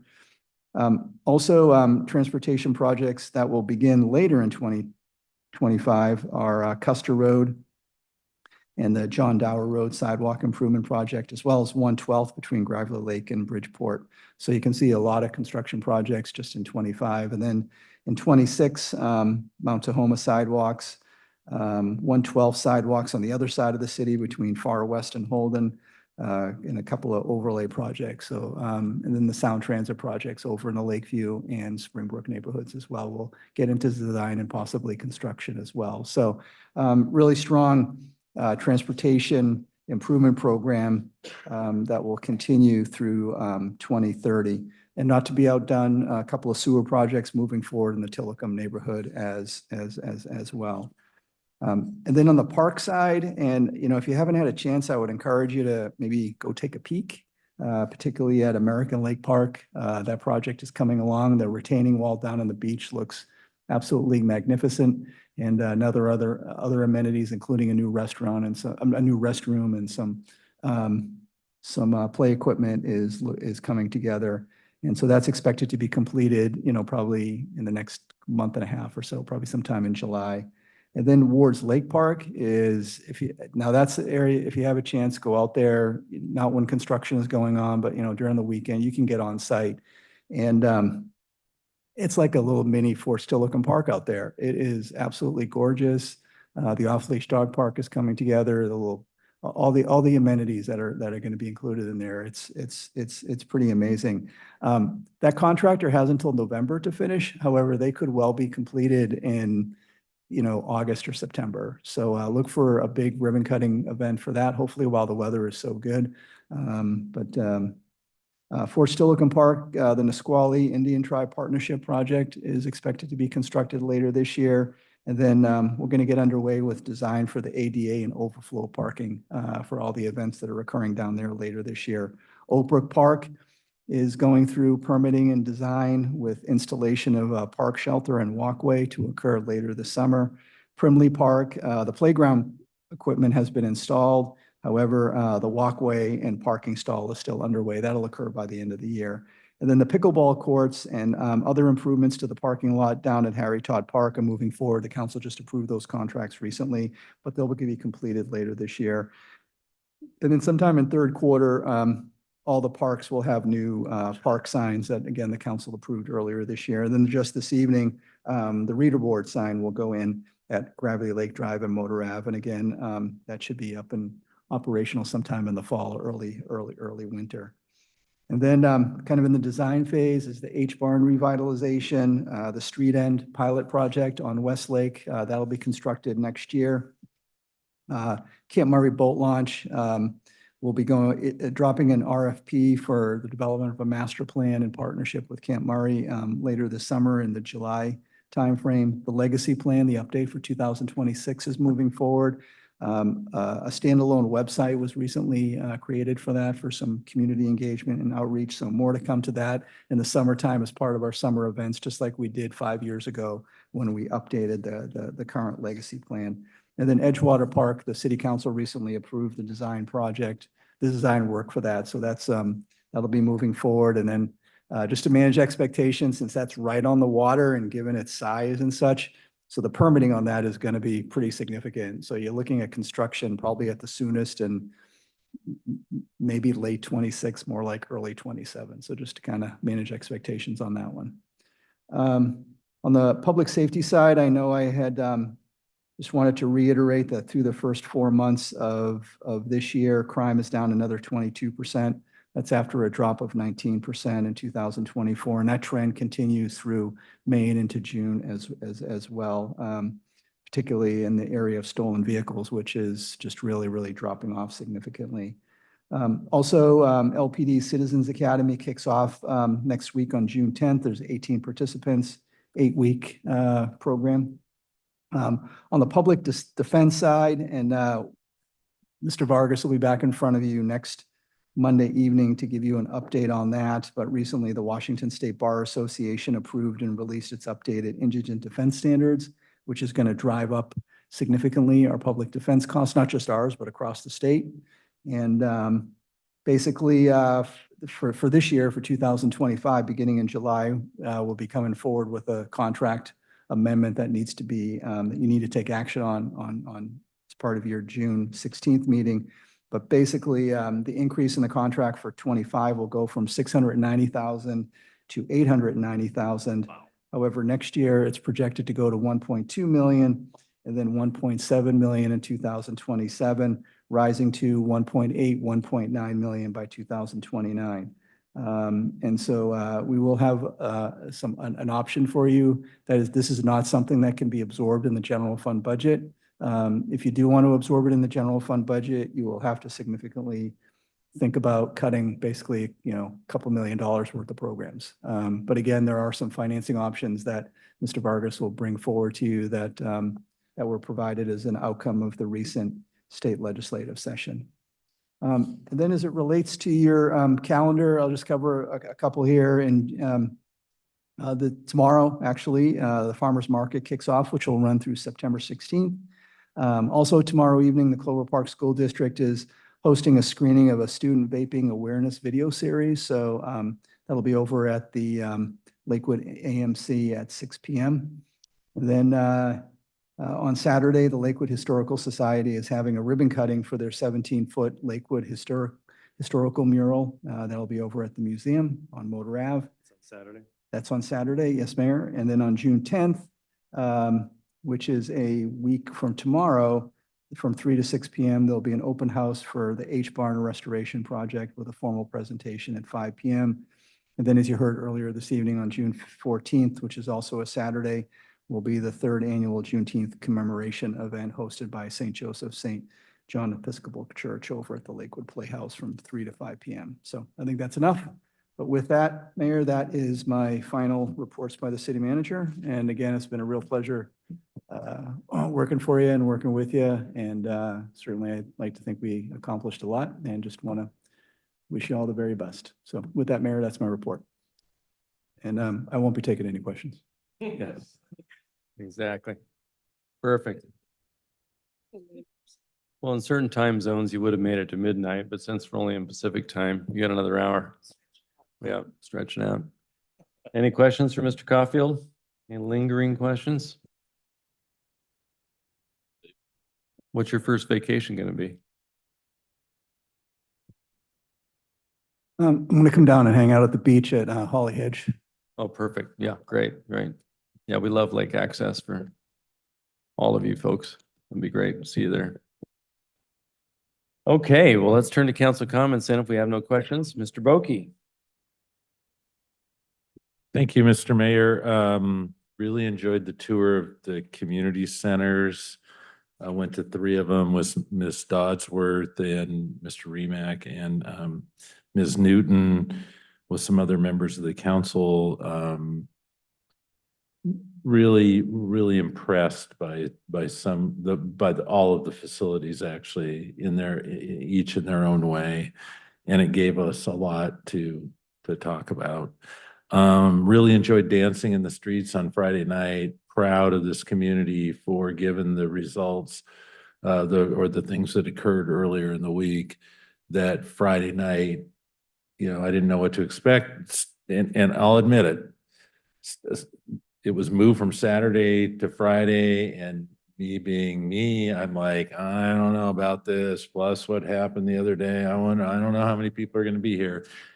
And I drive up and there's just cars and people everywhere and just so proud of the community and proud of our staff for really figuring out that Friday night was probably the better night for this event.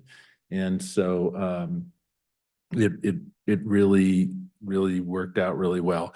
I just want to say, I know we've said a lot about Mr. Caulfield. I would say that in your time here, as you leave, the city is safer, it's more prosperous, it's in better financial condition than prior to you coming here. We have improved parks. We have a really, really vastly improved transportation system, including non-motorized transportation.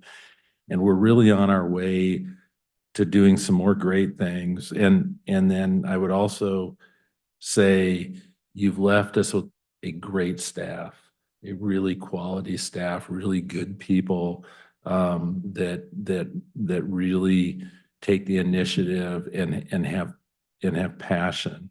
And so I wish you best wishes in your well-deserved retirement. Thank you. Thank you, Mr. Boki. How about you, Mr. Brandstetter? We'll shift to the other side of the room. Yes, thank you, Mr. Mayor. This past week, I attended a roundtable that was hosted by County Executive Mello and County Council Chair Hitchin here to do that, and it was really focused on District 6, and it lasted an hour, and there was an opportunity for different folks there to talk about things that they thought that the county should really focus on in terms of doing it. And it wasn't a laundry list there looking for a few specifics. I will tell you the 2 things that I put on there was, first is that I asked that the that the county should really take a look at Raymond Hall and the community youth justice system that doesn't seem to create any real results for us in terms of that percentage of young people that get in trouble and seem to stay in trouble, being able to go and do that. And then I also talked with them about, I think that they have some interest in asking them to keep up their role in helping communities like Lakewood and that, where we still have a need for sewering, to be able to go and do that. I think in the past number of years, the county has been more helpful with funding those things than they were when we were first trying to do that, and we had to take out public, trust fund loans from the state and that to do that. And so I urge them that they would continue that. I agree with Mr. Boki about the dancing in the streets on Friday. And one of the big things about Friday is it definitely changed the demographics of who was there. There was a much younger, more family demographic than we got on the events in the plaza that were on a Saturdays and more afternoon focused to be able to go and do that. And there was a lot of good times being had there. So I really appreciated the fact that it's there, and to the extent that moving it to Friday and having good weather and the mix of events, that was a good thing. I did attend a groundbreaking at the Bates Technical College South Campus, which is just a couple blocks outside the city, where they're building an entirely new training facility for firefighters to be able to go and do that, to replace the one that they've had, and it goes on and off. I did also go on the tour of the community centers that we visited, and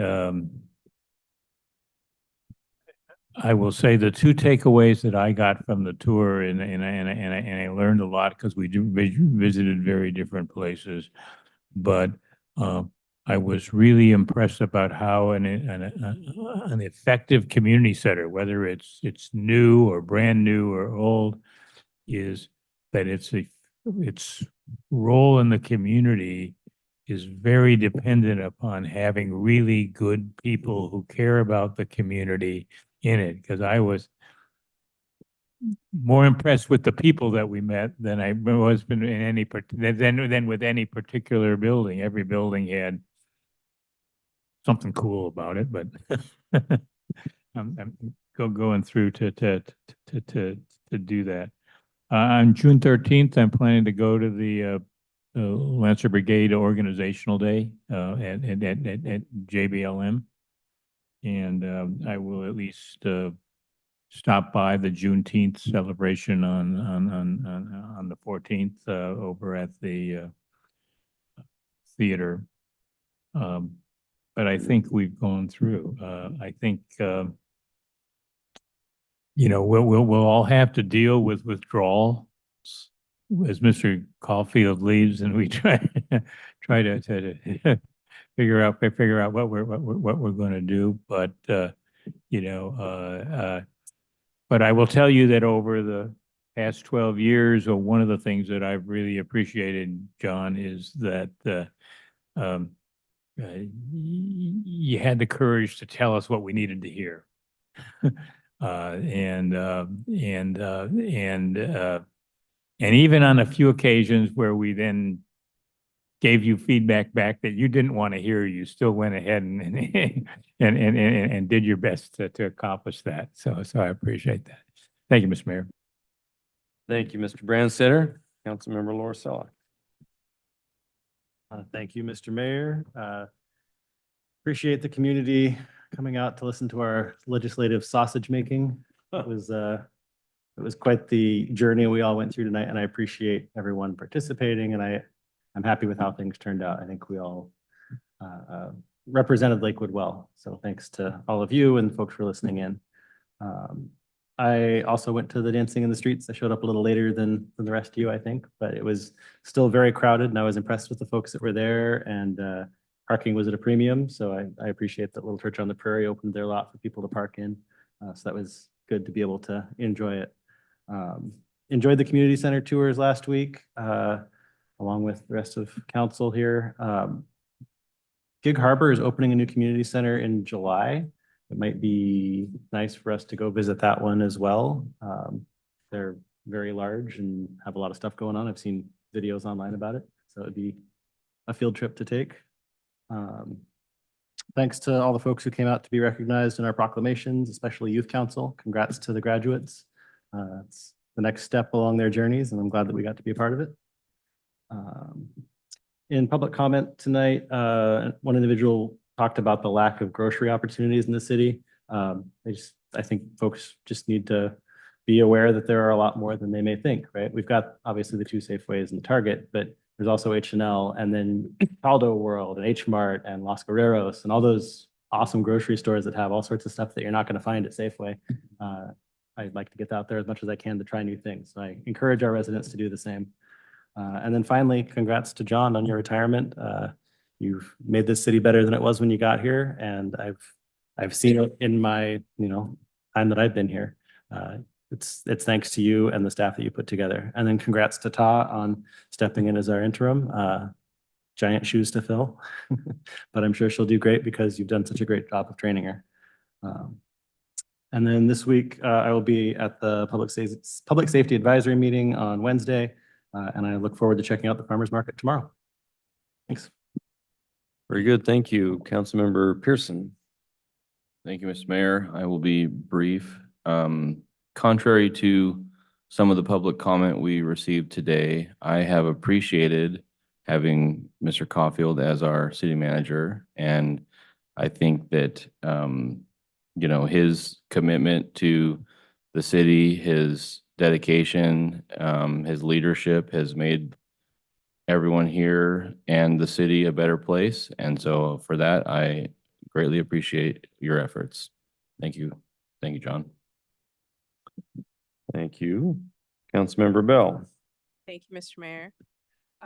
So I too went on the community center tour last week, and I thought it was really amazing. It was good to see different places, get some ideas, kind of to get us started on our thinking process of what would be most beneficial to our residents in Lakewood.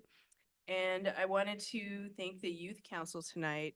And what I really appreciated also was that they have excellent leadership in Shannon, and they really showed that. And I've seen that. I've seen her in the meetings with them. I see how they interact and they really connect with her. And I think that's what makes our youth council, one of the reasons that makes our youth council so wonderful and effective. So I really loved seeing them all here tonight. And our summer season, yes, has started with the Dancing in the Streets last week. I unfortunately wasn't able to make it, but I know tomorrow the farmers market starts, and I'm really looking forward to all of that. And then finally, I want to say thank you to John. Thank you for your guidance. Like I said, your friendship. I appreciate that. Your leadership, and you are leaving a legacy in this city for generations and generations to come. And just know that you have built an excellent, not just a foundation, but beyond a foundation here. And I appreciate that. And I will miss you. Deputy Mayor Moss. Okay, can you wake me up? No. Is that beyond your bedtime? Yeah, mine Thank you, too. Mr. Mayor. A couple of, I do agree with the community tour. That was great. I think we got some great ideas for what could possibly happen in Lakewood. It's just a matter of us deciding what we want and pick and choose the things that we saw that we liked and bring them to our city. St. Clair Hospital, we did go there after the tour, and it was great, very nice. You know, the students' pictures, they always, each year they're amazing. So this year was no different. This was the 10th year of doing that, and I think we've been to all the ones that they've had, and they recognized the council members as we came in and thanked us for coming to all of them. Dancing in the Street was awesome. And I do agree that Friday night I think, is a better night for it. So the weather helped a lot as well, so. Proud of our youth council. You know, those students make us feel good because they are, all of the negative things that we hear about Lakewood, and to see what great things are happening, it's good to forecast that. I love it. I love it. They're great. Shannon is awesome. I felt her sentiments tonight, truly. So good job for that. Farmers Market tomorrow, I hope to be there. And on Friday, LMCC was recognized for Community Leadership Award for our work in the community by the Washington Association of Schools Administrators. So that was awesome. We went to Puyallup and they presented the plaque for us, if you want to take a look. That's it. Thank you. Oh, John. That's not it.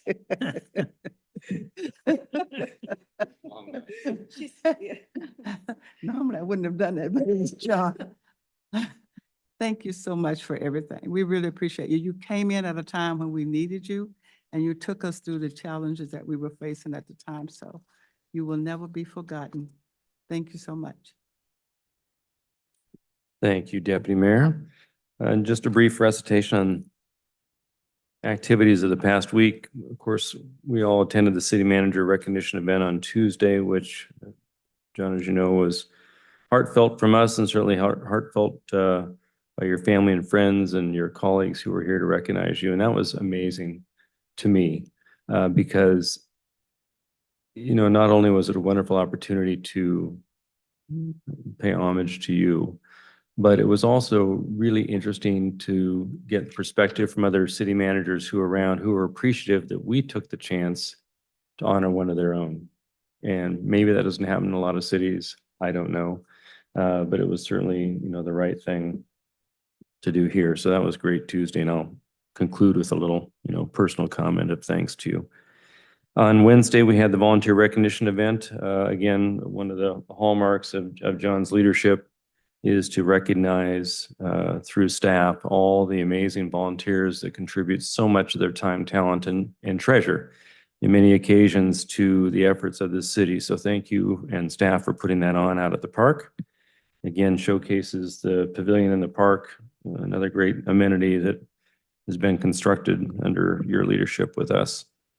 Thursday, we did the tour of the community centers. I appreciate the chance to at least meet with those of you who went on the tour at one of the community centers there in Auburn. So it was a fun opportunity to see what other communities have done and what we can do. And Brianna, if you wouldn't mind, if we can work on a little thank you letter from me to the parks directors for those folks or the city leadership, just to thank them for their staff's time on our behalf, that would be great. And then Street Festival on Friday was fantastic. Kudos to staff again. I think Friday is the right day. Seems to be, we always seem to find the right combination of date, time, and location for the various events. So thanks for that. What else did I have here? Indeed, it was sausage making tonight. So I appreciated the opportunity to work through all of that. Thank you for bearing with my Robert's Rules gymnastics as we got through the various motion amendments. And I think we got to the right result in many ways. So I look forward to that. And then just finally, we had some questions that the ad hoc committee received from our consultant for us to ask of the council candidates, city manager candidates rather, next week. So in lieu of having any more time tonight on it, let us know your questions as they have been culled down from the consultant. Send me an email and I will forward on through John or through Michael actually to the rest of the council. And that way you can all see, you know, so we don't reply to all kind of a thing. We'll just send it to me. I'll send it to Michael. And then we'll get that final list of questions and we'll work next Monday on whittling down who's going to ask what. And so we'll be prepared for the week. We'll talk about that in an open session next week, and then we'll be prepared for the committee meetings on Tuesday and Wednesday. So it should be a good event next week. And Excuse me, Mr. Mayor. Yep. Can I can you just clarify? Are you asking us to send you what we think about this list of questions? Yep. If you have any questions others- are good and what areas are perhaps not included in the recommended? questions? Absolutely. Yep. Okay, and when do you need that? Well, I would like to have it before the end of this week because she's trying to put everything together for us to finalize on Monday. Yeah, she said like the third or fourth, I mean, really soon. Well, yeah, as soon as you can. It would be great to have it before Thursday, so she has some turnaround time on Okay, Friday. So by Wednesday? Yeah, to you. that would be great. Okay. This is the GMP recommended list of 14 questions. She indicated in the email to all of us tonight, looking at the time per candidate, she doesn't recommend it any more than the 14 questions. So if there's something on the list that you think isn't worth being on the list, and you have something in lieu of what's on the list, bring it to my attention. I'll circulate it for all of us, and then we'll get consensus on the final 13 to 14 questions so we can be done and be prepared. And Mr. Mayor, with the understanding, as you've indicated, when council members give the feedback to you. I sent it to Michael to circulate. Correct. Yep, absolutely. Thank you. That way, we're not doing a lot of conversation amongst ourselves, which is a no-no under the OPMA, as we all know. And finally, in lieu of the city manager recruitment process, it's going to be a good, vibrant public process. Appreciate that. And I too just want to comment again to kind of conclude tonight. We had the one public comment that said some things that, in my opinion, were, not as helpful. But when I look at your tenure, John, it's been fantastic. And I think by all measurements, both the investments in our financial security and stewardship and growth of the expertise in the city through the hiring and retention of superlative staff, it's been to our benefit collectively as a council and the community.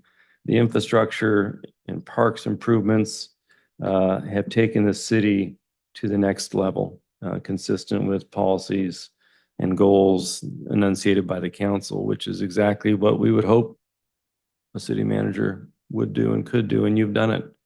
And I think that, in response to the comments about certain blips and challenges, every city has challenges. And it is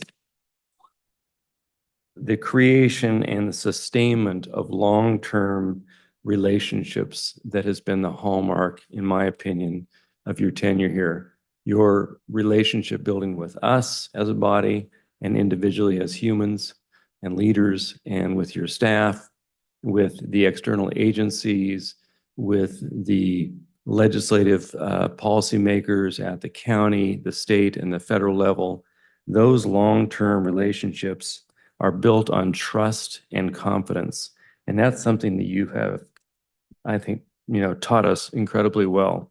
Those long-term relationships which you have built with us and which we have built with the community overcome the inevitable challenges any city like Lakewood may face on occasion. And it's because of those relationships that are built on trust and confidence and expertise over time that we have an opportunity to exhibit leadership through and with you to continue overcoming those challenges, as opposed to having, as one might suggest, knee-jerk reactions to challenges by way of personnel changes, which is not who we are, how we have been brought up as leaders through and by you. And that kind of knee-jerk reaction serves no purpose and certainly is not leadership. I thank you for yours over these many years. We look forward to seeing you around the corner. Anything else for the good of the order? Then we're adjourned.